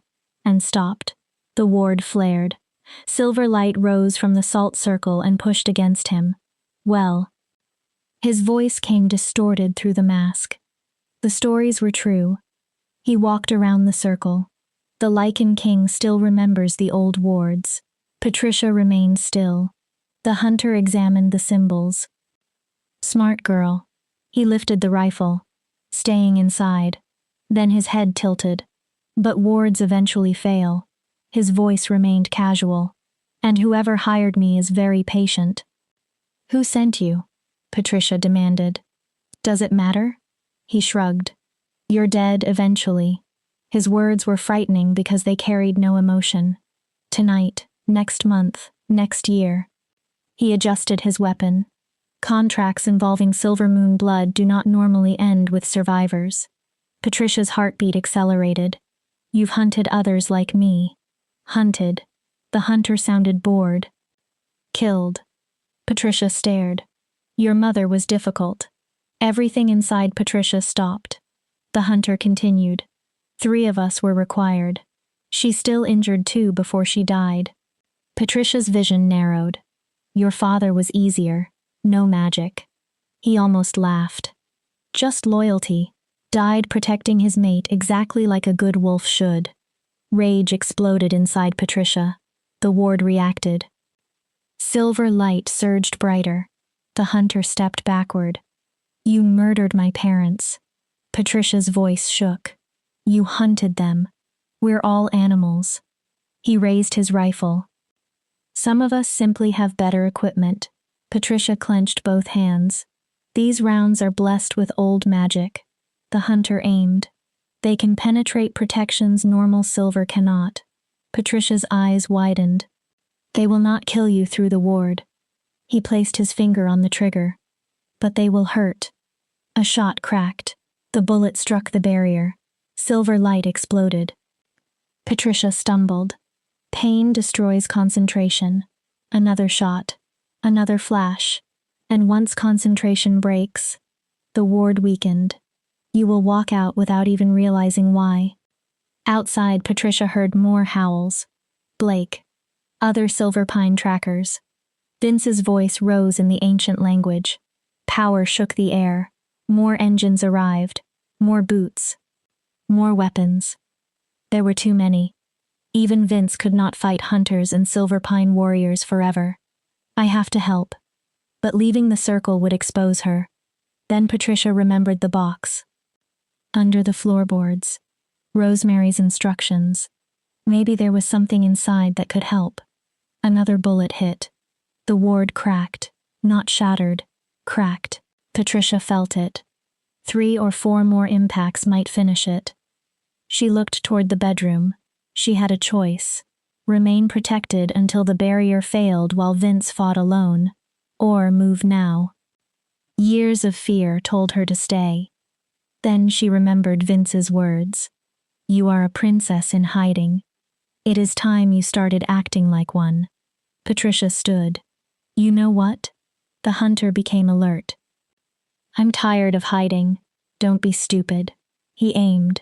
Step outside and you die. Maybe. Patricia inhaled. Or maybe the Silver Moon bloodline is not as weak as your employer hoped.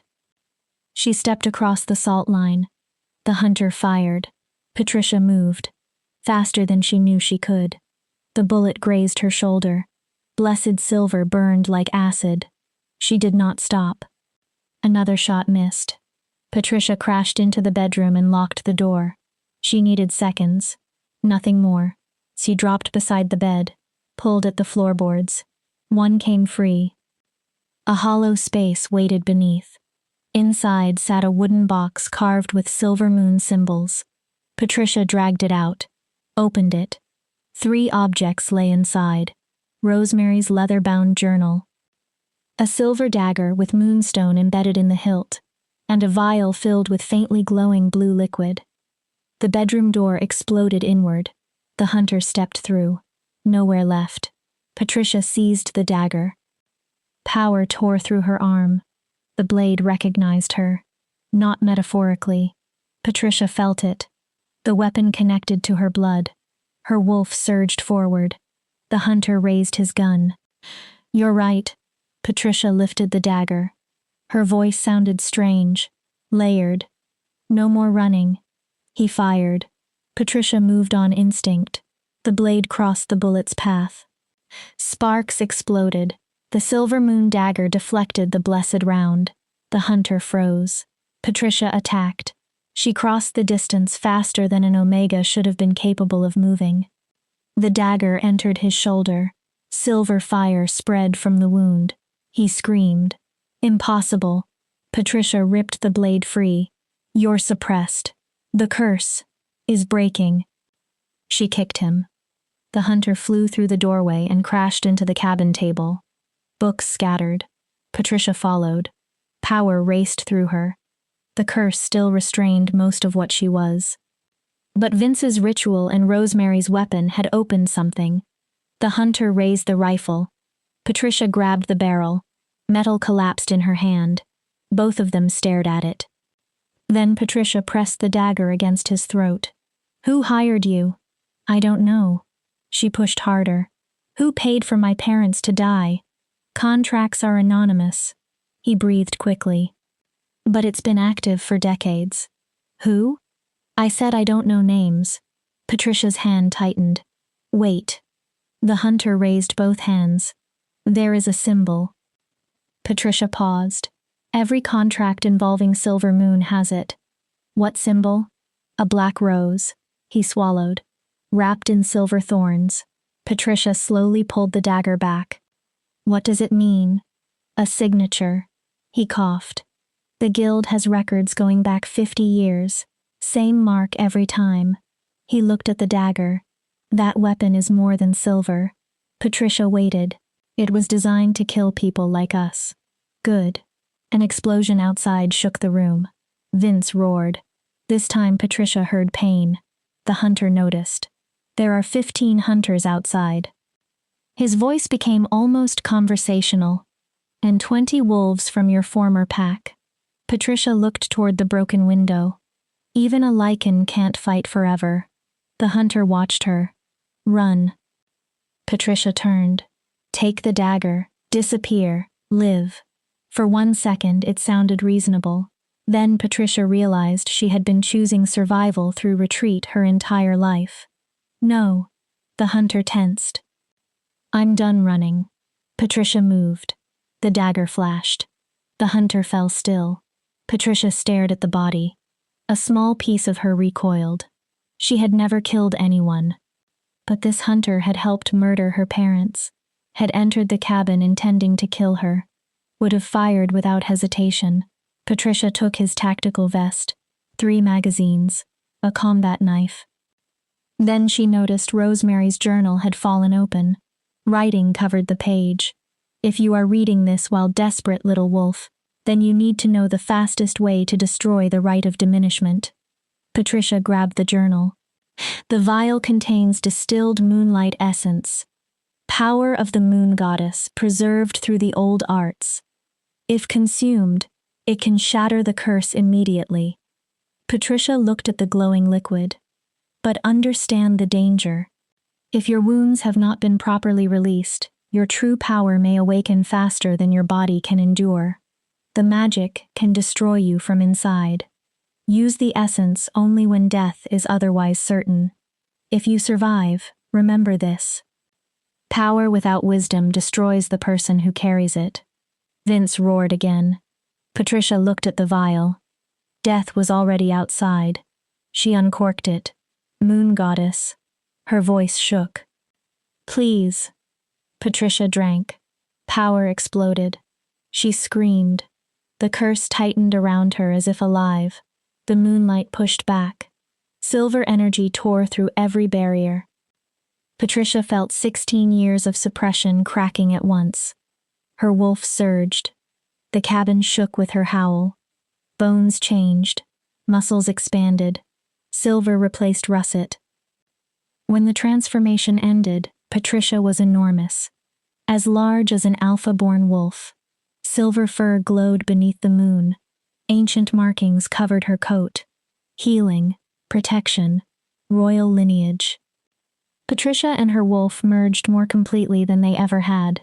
The being standing in the destroyed bedroom felt like the truth of something hidden since childhood. Patricia seized Rosemary's dagger between her jaws, then charged outside. Her roar stopped several hunters mid-motion. Vince stood in full Lycan form, massive, silver-white, covered in blood. Some his, most not. At least 6 hunters lay dead. Twice as many silver pine wolves had fallen, but numbers were wearing him down.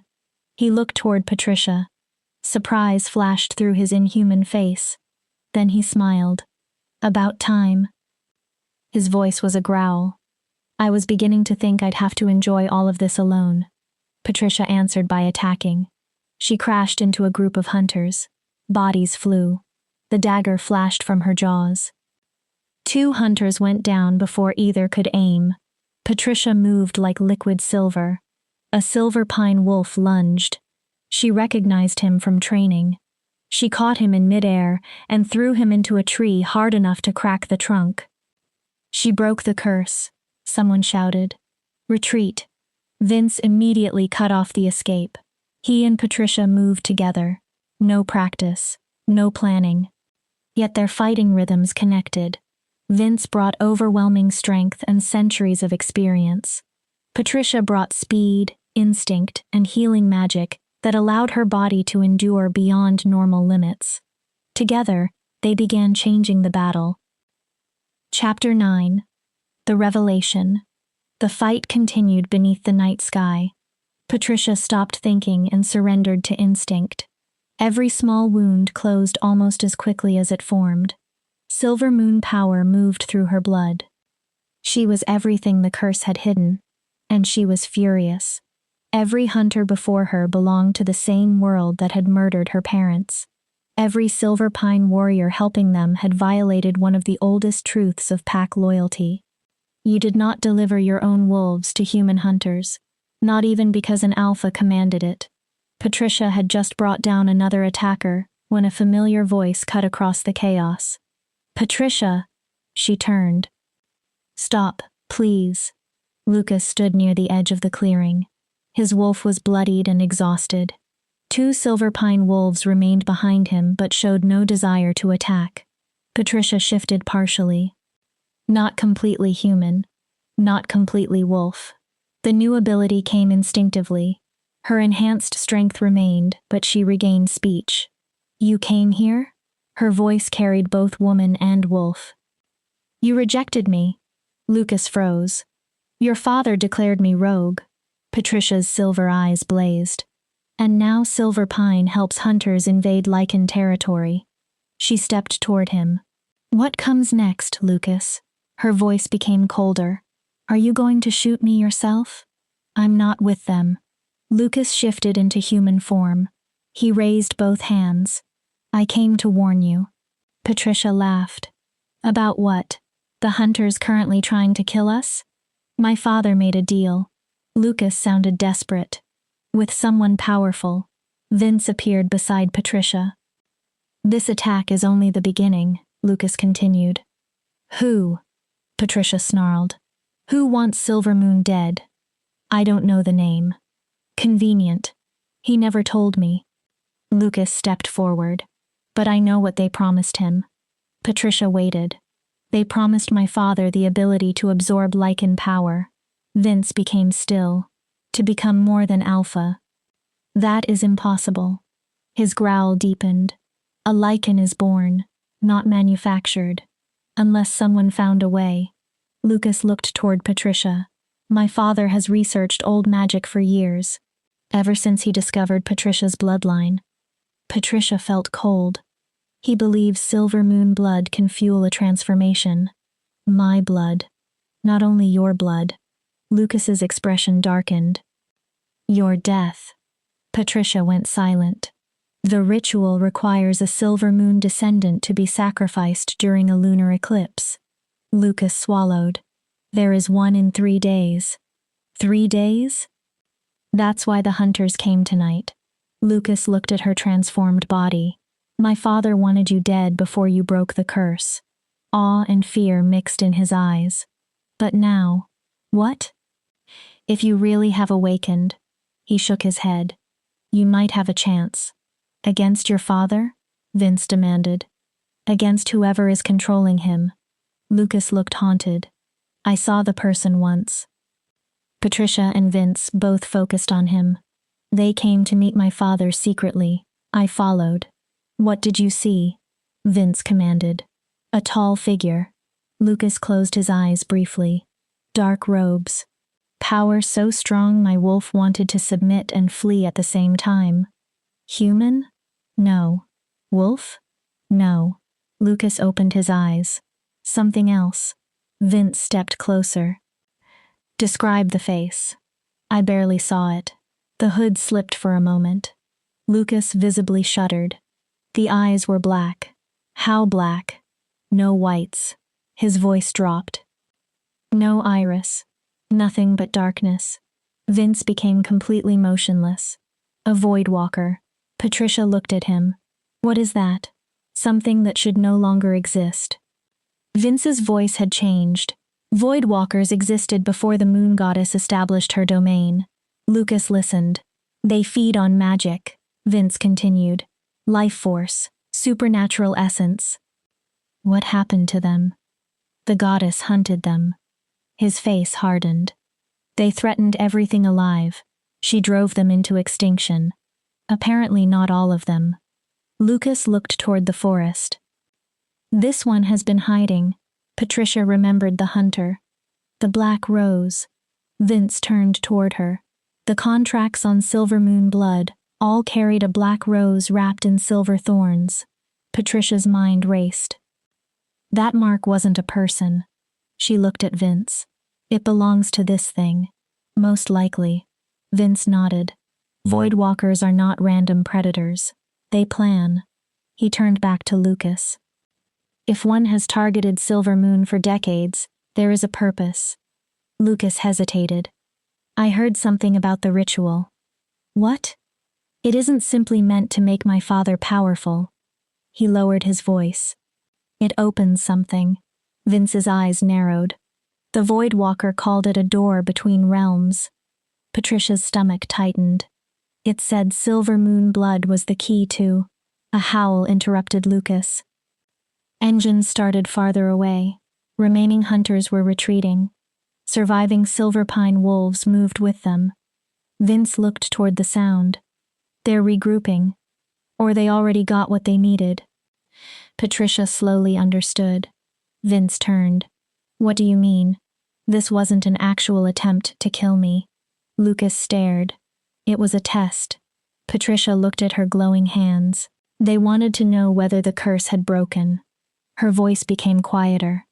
They wanted to see what I could do. Lucas's expression changed. And we showed them. He stepped closer. Patricia, leave. No. Leave the region. No. The Voidwalker will keep coming. I know. Lucas stared. I'm done running. Patricia looked at Vince. You said they consume supernatural essence. Yes. What happens if one consumes a Lycan? Vince's expression darkened. It could become nearly unstoppable. He spoke carefully. Lycan power might allow a Voidwalker to tear through dimensional barriers, possibly even destroy protections the moon goddess created to contain their kind. And Silver Moon? Vince was quiet. Healing is life-giving magic. Patricia understood before he finished.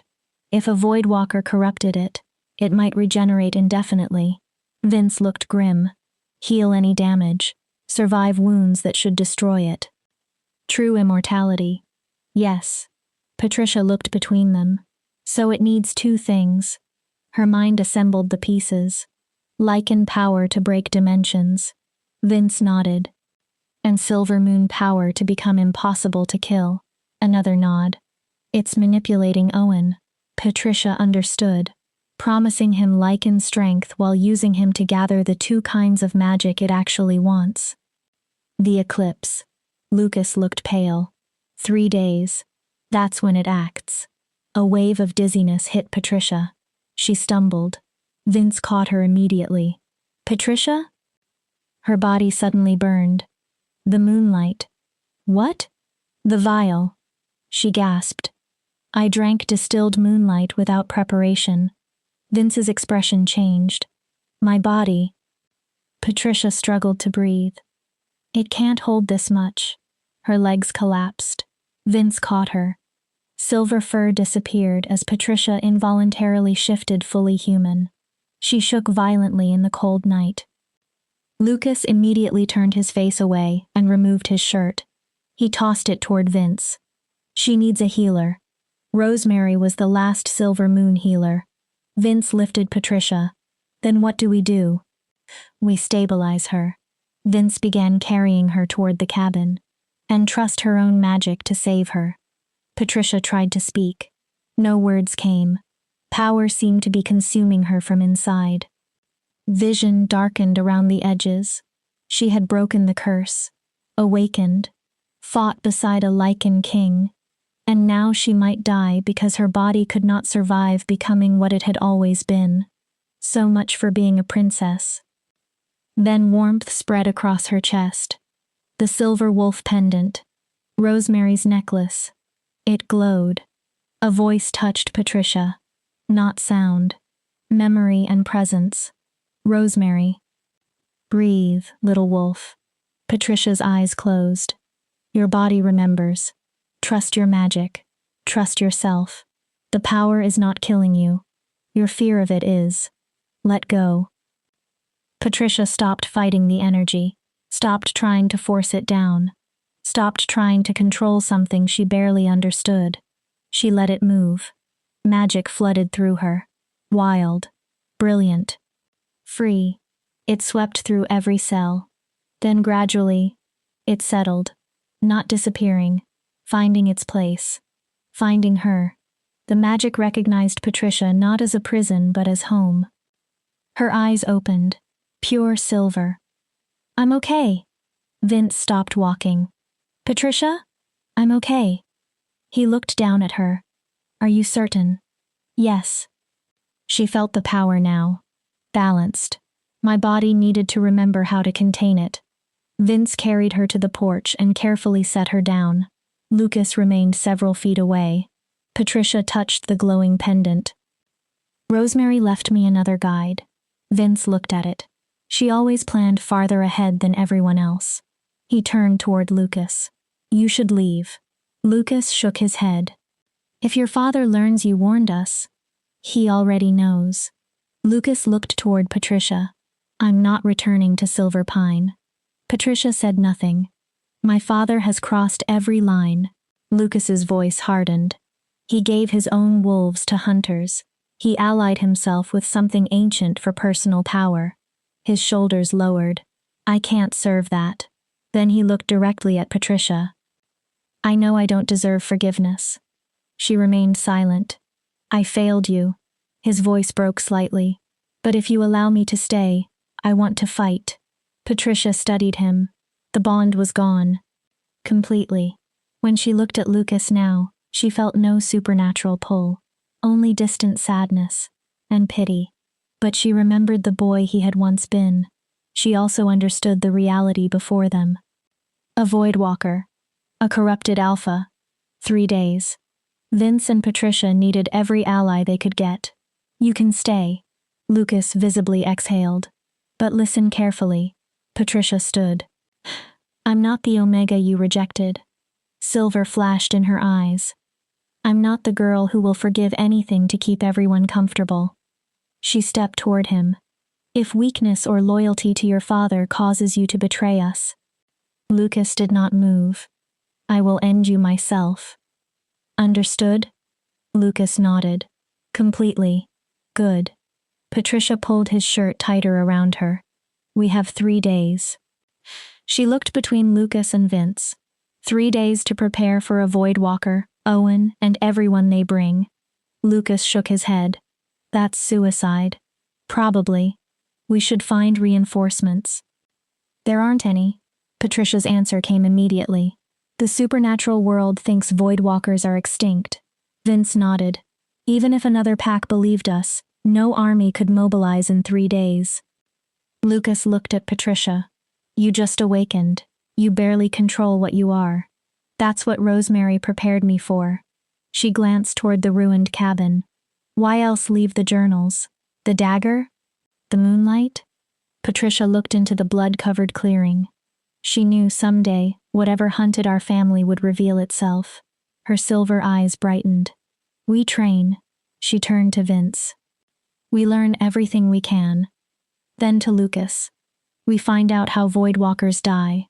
Lucas gave a bleak smile. Assuming they can. Patricia looked at Rosemary's dagger. Everything can die. Her voice carried certainty.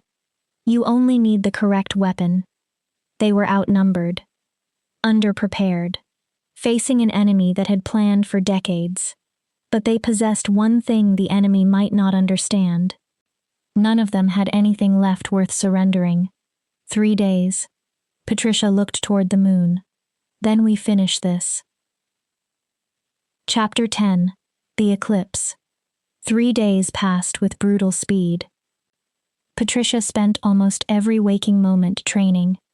Vince pushed her without mercy. Her newly awakened Silver Moon abilities surpassed anything she had expected. She could heal injuries that would have killed ordinary wolves, sense living beings from hundreds of yards away, manipulate life energy enough to strengthen another creature or weaken an opponent. But Vince repeated the same lesson constantly. Power without control is chaos. Patricia shifted from human to wolf, then back. Faster. She gritted her teeth. Shifted again. In combat, hesitation kills. Each transformation became smoother. Faster. But it still required energy. Lucas also became useful in ways Patricia had not expected. Before fleeing Silver Pine, he had stolen documents from Owen's office. Ritual notes, maps, records of ancient magic, and information concerning Void Walkers. Lucas spread several pages over the repaired cabin table. According to these notes, Void Walkers become vulnerable during dimensional transitions. Patricia leaned over the paper. When they pull energy from the void? Yes. Lucas pointed to a diagram. For roughly 3 seconds, their physical form destabilizes. 3 seconds. Patricia frowned. That's not much. It can be enough. Vince stood beside her. With your speed, 3 seconds is a very long opening. Lucas turned another page. The ritual requires several components. Patricia listened. Silver Moon blood. Obviously. A vessel capable of holding stolen Lycan essence. My father thinks he'll be the vessel. Vince's mouth hardened. And a tether. Patricia looked up. What kind? Something emotionally connected to Silver Moon. Lucas met her eyes. An object carrying strong grief or attachment. Patricia immediately touched Rosemary's necklace. They don't have anything. Rosemary's possessions are here, Vince agreed. Unless... Patricia stopped. My parents. Lucas looked at her. What happened to everything from our house after they died? His expression turned grim. My father had it boxed and stored beneath the pack house. He said why. Standard procedure. Patricia understood. But now, he was collecting possible tether objects. Anger rose. He planned this before their deaths. Patricia stared at the documents. The murders. Her voice hardened. My curse. She thought of Lucas. The rejection. Her eyes lifted. Everything led here. Then let that arrogance destroy him. Vince placed one hand on the table. Owen believes he understands you. Patricia looked at him. He expects the frightened Omega he controlled for years. Vince's golden eyes sharpened. Let him meet the truth. The eclipse arrived beneath a perfectly clear sky. No clouds. A bright moon slowly approaching Earth's shadow. Patricia stood outside the cabin dressed for combat. Rosemary's dagger was strapped against her thigh. The wolf pendant glowed faintly against her chest. Vince stepped beside her in dark clothing. Nothing loose. Nothing decorative. Nothing an enemy could grab. Ready? No. Patricia looked toward the mountains. But I doubt anyone is ready to fight something older than most civilizations. Vince almost smiled. We move anyway. Lucas emerged carrying supplies. The ritual site is 5 miles north. He opened a map. An old stone circle on the edge of former Silver Pine territory.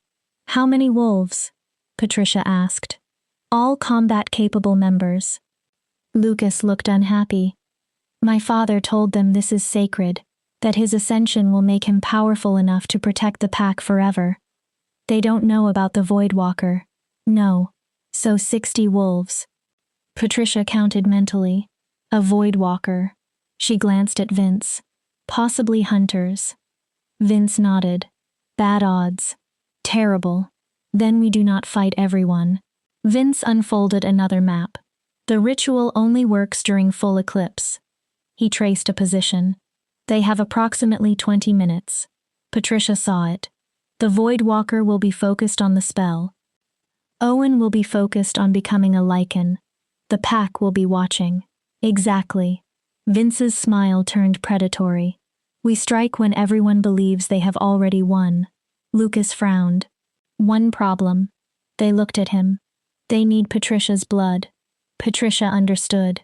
They'll expect me. If you never appear, Owen knows the plan failed. Patricia considered it. Then let them capture me. No. Vince answered instantly. Vince. No.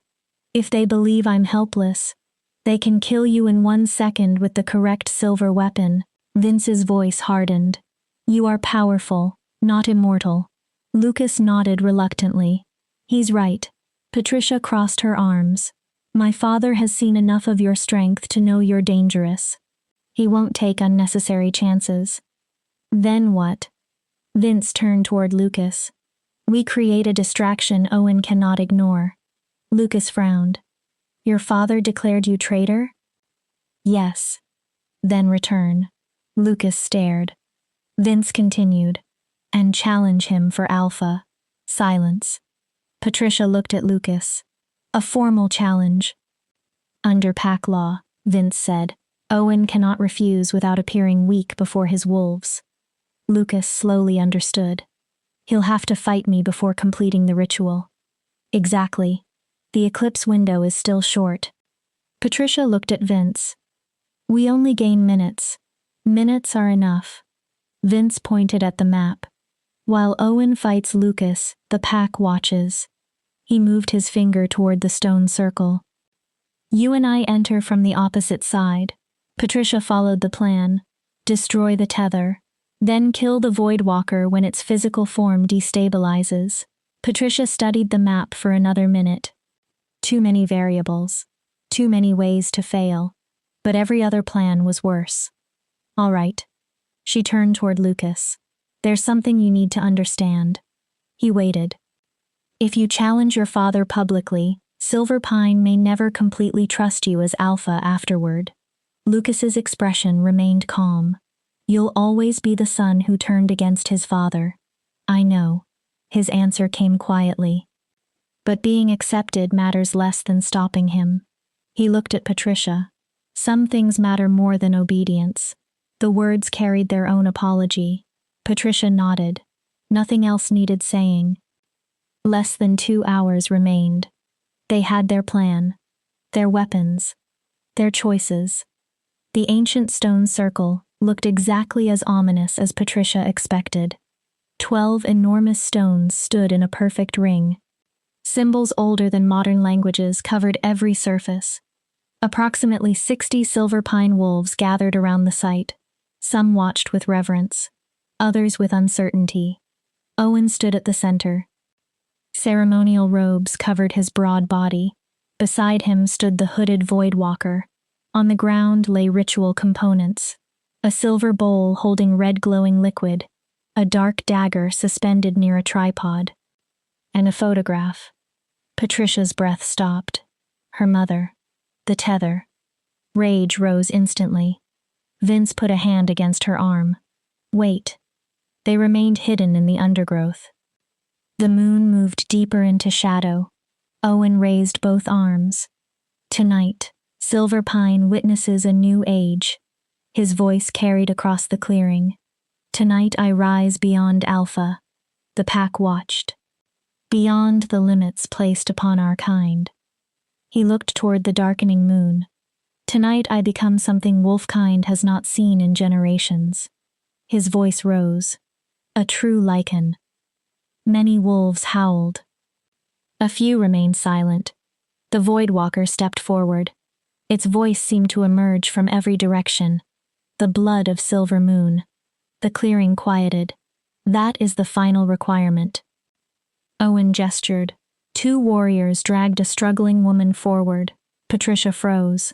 Kitty. Vince's gaze sharpened. The Voidwalker circled her. There is Silver Moon blood here. Kitty stared in horror. What? Diluted. The creature leaned closer, distant. Its black presence pressed over the clearing. But, present. Kitty struggled.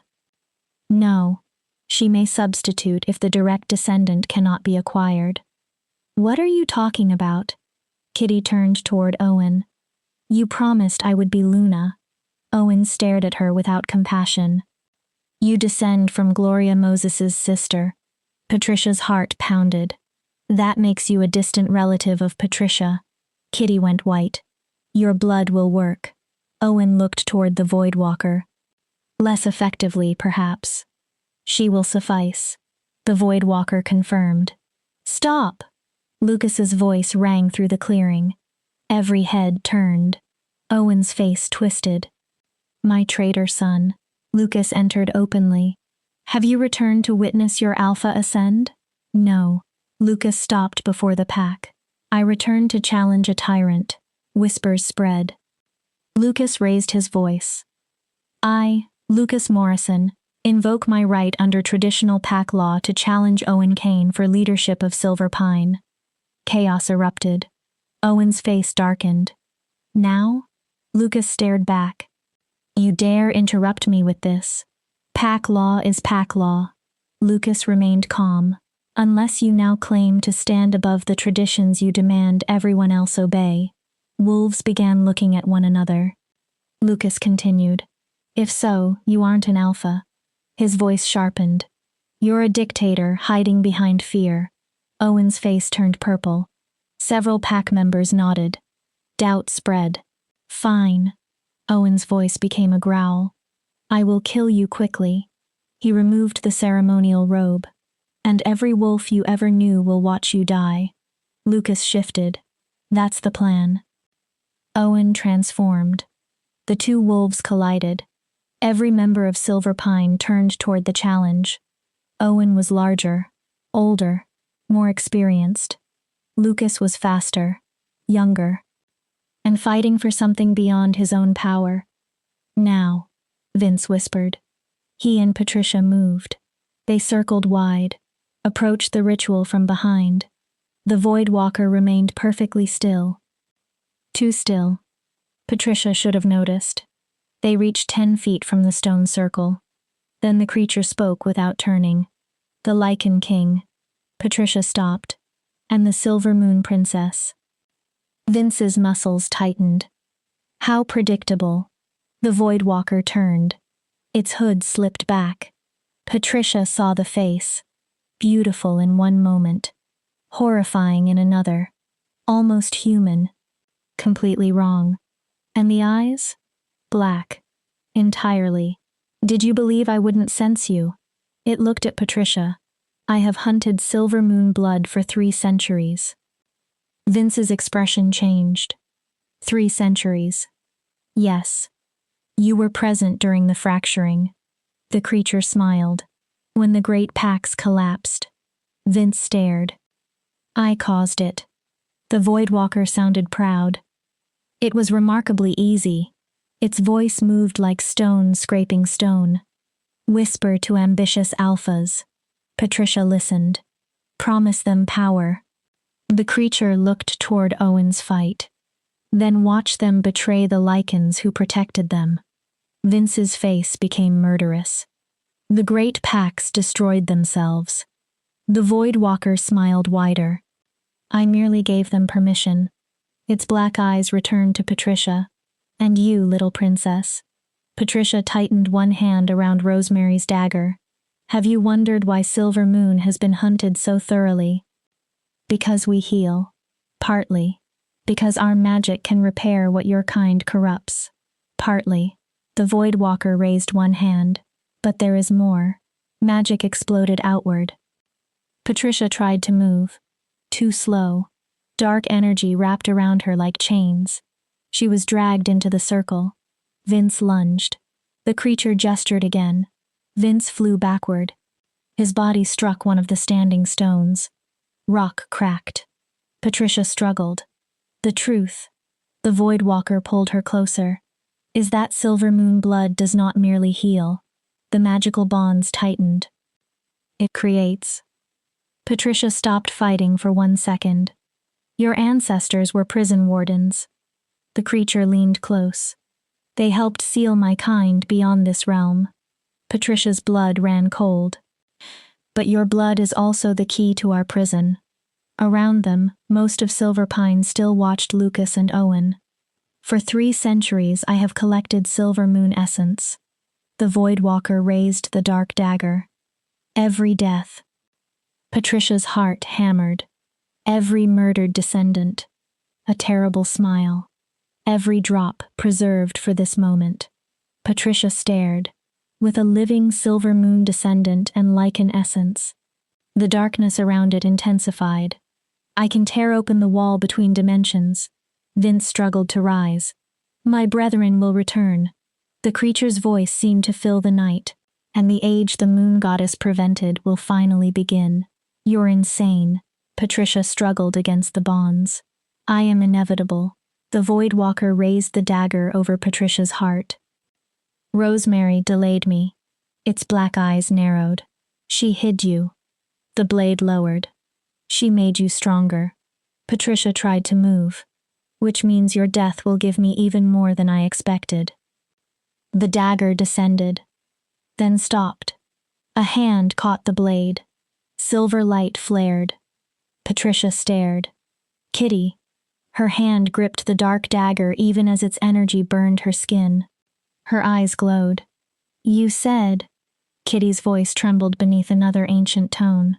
I have Silver Moon blood. The Voidwalker stared. Diluted. Kitty tightened her grip. Distant. Silver fire spread around her. But still there. Kitty released a burst of healing power. Pure silver light struck the Voidwalker. The magical chains around Patricia shattered. She fell free. Impossible.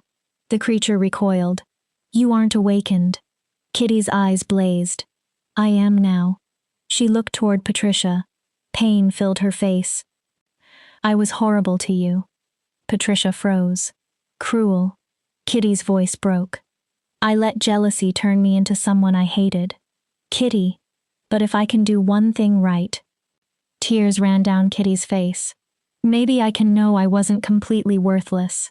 Don't. Patricia reached for her. Kitty attacked. She drove herself into the Voidwalker before it recovered. Her glowing hand struck its chest. Then Kitty released every piece of Silver Moon power her untrained body possessed. The creature screamed. Reality itself seemed to tear around the sound. Darkness poured from its chest. Its form destabilized. The dimensional anchor began collapsing. Patricia! Vince had regained his feet. Now. Patricia grabbed Rosemary's dagger. She moved. 3 seconds. Maybe less. She drove Silver Moon steel into the Voidwalker's chest beside Kitty's hand. Silver fire exploded. The creature screamed again. Its form burned from inside. It tried to retreat between dimensions. But Kitty's sacrifice had closed the path. The Voidwalker began disintegrating. This is not over. Its voice fractured. There are others. Patricia held the dagger. They will come. Darkness peeled away. They will finish what I... Silver fire consumed the final words. The creature vanished. Only ash remained. Kitty collapsed. Patricia caught her. One of Kitty's hands had burned black. Her body shook. I'm sorry. Patricia held her. For everything. Kitty coughed. Blood touched her lips. For being weak. No. For being cruel. Kitty. For not being brave enough to remain your friend when it mattered. Patricia's eyes filled. You were brave when it mattered most. Kitty looked at her. You saved everyone. Patricia's voice broke. You're a hero. Kitty smiled faintly. Really? Really? Good. Her eyes began closing. That's... Her breath weakened. That's good. A final whisper. Tell Lucas I'm sorry too. Kitty exhaled. Did not inhale again. Patricia held her. Grief and gratitude tore in opposite directions. Kitty had helped make Patricia's life miserable. But in the end, when everything depended on one decision, Kitty had chosen courage. A howl cut through the clearing. Patricia looked up. Owen lay on the ground. His throat had been torn open. His eyes stared toward the eclipsed moon. Lucas stood over him, bloodied. Exhausted. Alive. Silverpine fell silent. Its wolves looked from their dead alpha to the ashes of the Voidwalker, then toward Patricia holding Kitty. It's over. Lucas's voice carried. Owen Kane conspired with a Voidwalker for personal power. Wolves listened. He betrayed his own pack. Lucas stood straighter. I claim leadership by right of combat and right of justice. He looked around the gathered wolves. If anyone challenges that claim, step forward. No one moved. Lucas breathed once. Then my first act as Alpha is this. Patricia Alvarez and Vince Shields are friends of Silver Pine. Patricia stared. They will be protected on our land and welcomed by our wolves. Lucas looked at Kitty. And Kitty McAuliffe died saving every one of us. His voice became rough. Her sacrifice will be remembered in Silver Pine history. One wolf howled. Then another. Soon the entire pack joined. A mourning song. For the dead. For the living. For endings. For whatever came next. Patricia carefully placed Kitty's body down. Vince offered his hand. She accepted. Every part of Patricia's body trembled. What now? She asked. Vince looked at her. His golden eyes had softened. Now? He glanced toward the mountains.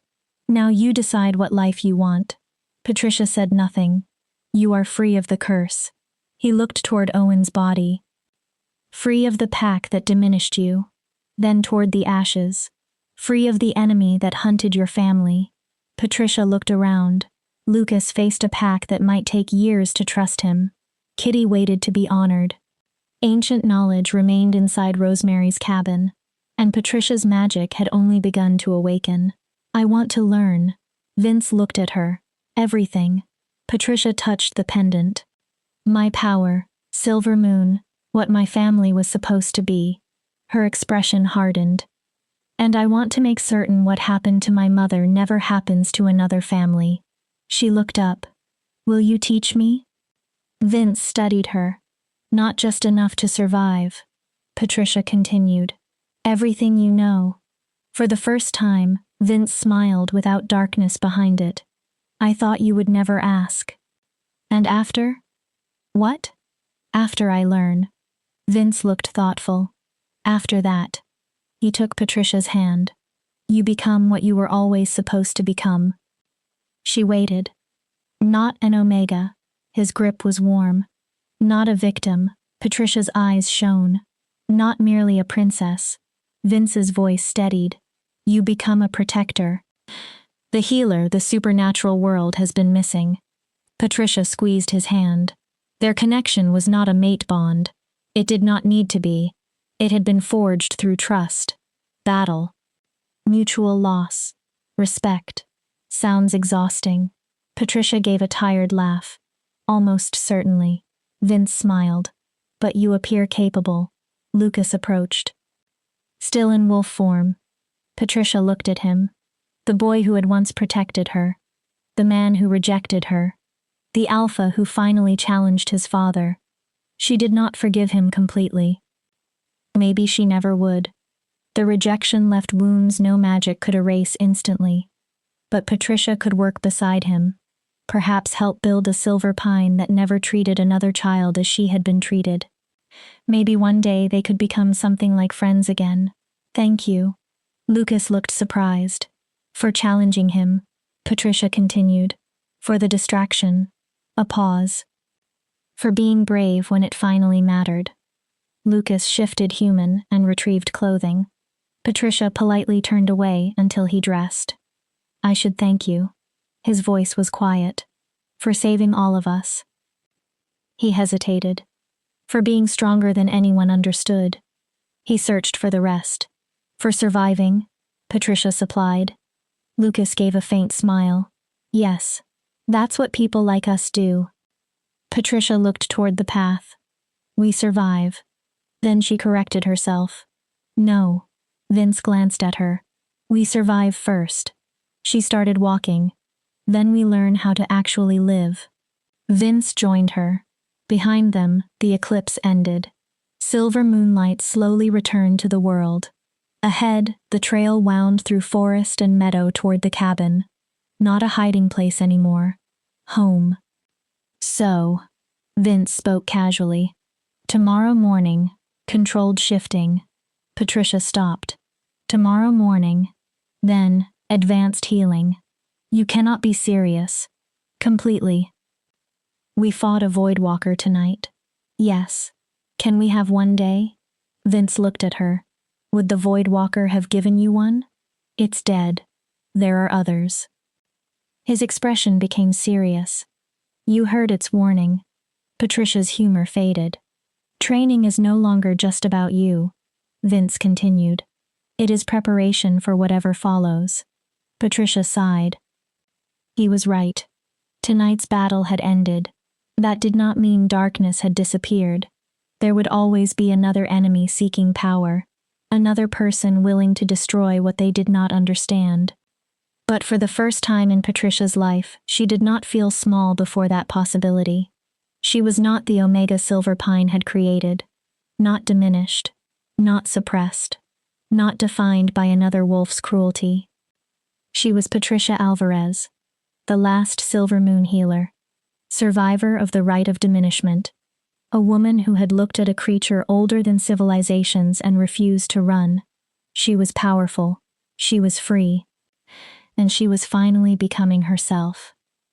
Epilogue. 6 months later, Patricia stood in the meadow behind the cabin with silver light glowing between her hands. A young wolf lay before her, with an injury from training. He belonged to Silver Pine. Lucas had begun sending younger pack members to Patricia so they could learn something Owen had never taught them. Strength existed in more than one form. Patricia passed glowing hands over the injury. Tissue closed. The wound disappeared. There, the silver light faded. Try being more careful next time. The boy shifted human. He looked about 14. His eyes were wide. Thank you, healer Patricia. He looked at the healed injury. You're amazing. Adequate. Patricia smiled. Amazing requires several more years of practice. The boy laughed. Now go before Lucas starts wondering whether I kidnapped one of his trainees. He ran toward the forest. Patricia remained in the meadow. She closed her eyes, reached outward. Life surrounded her. Trees, grass, small creatures in the underbrush, birds overhead, and inside the cabin, Vince, powerful enough that she could always identify his presence instantly. Her abilities had grown dramatically. Patricia could heal injuries she once thought impossible, sense danger from miles away, encourage plants to grow by feeding them small amounts of silver moon energy. But the greatest change had nothing to do with magic. She was happy, not merely safe, not merely surviving. Happy. You're smiling. Patricia opened her eyes. Vince approached from the cabin, carrying 2 cups of tea. Successful lesson? I was thinking. She accepted a cup. Dangerous activity. Patricia gave him a look. They sat on the porch steps. I was thinking about how different everything is. She looked across the meadow. How different I am. You aren't as different as you think. Patricia turned. You were always strong. Vince spoke without teasing. Always brave. She looked down at her tea. Always kind. His golden eyes held hers. And worth more than 1,000 cowardly alphas. Patricia smiled. You are simply willing to believe it now. She leaned against his shoulder. Comfortable. Safe. The mate bond she once believed would define her entire life was gone. In its place stood something Patricia valued differently. Partnership. Trust. Respect. Choice. I received a letter from Nightshade today. Vince lifted one eyebrow. They want to send several young healers here. For training? Yes. Patricia turned the cup between her hands. They want to study old silver moon techniques. What did you say? That I'd consider it. Why only consider? Teaching people is a responsibility. Vince looked at her. You will be good at it. How do you know? Because you understand what it means to be underestimated. His voice became quieter. And Rosemary had an extraordinary gift for teaching. Patricia smiled. Listen to you. What? Wise, supportive. She leaned away to look at him. What happened to the terrifying Lycan king who threatened to remove me from his territory? Vince looked toward the setting sun. He met someone who reminded him why protecting others still matters.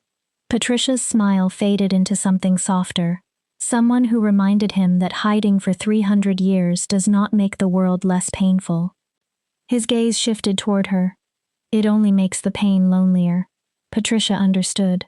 Beneath the power and reputation stood a man who had lost nearly everything. A man who had blamed himself for centuries. A man learning, one day at a time, that connection was still worth risking. Thank you. Vince frowned slightly. For what? Everything. Patricia looked toward the cabin. For training me. Then toward the mountains. For protecting me when I didn't even understand what was happening. She touched Rosemary's pendant. For being exactly the ally my grandmother believed I would need. Vince studied her. Then thank you as well. Patricia raised an eyebrow. For walking onto this land even after Lucas warned you not to. A small smile touched his mouth. For claiming an inheritance without understanding what waited inside it. Patricia laughed softly. For surviving a curse that should have remained unbreakable. Vince looked toward the horizon. And for reminding me that there are still things worth fighting for. They sat in silence. Sunset covered the mountains in gold and purple. A wolf howled somewhere far away. Probably one of Lucas's patrols. Patricia thought about everything that had happened. Friends lost. Allies gained. Truths uncovered. Power awakened. Battles won that should have been impossible. Yet in that quiet meadow, holding warm tea with Vince beside her, the greatest victory felt simpler. She had found more than survival. She had purpose, community, a future. Silver Moon had not ended when Rosemary died. Its bloodline had awakened again, not exactly as it had existed centuries before. Something new. Something wiser because it carried the scars of what came before. Patricia Alvarez had once been rejected, suppressed, taught that taking up space was a crime. Now she understood herself. She was free. She was powerful. She was exactly where she belonged. And this time, No one would ever make her forget it.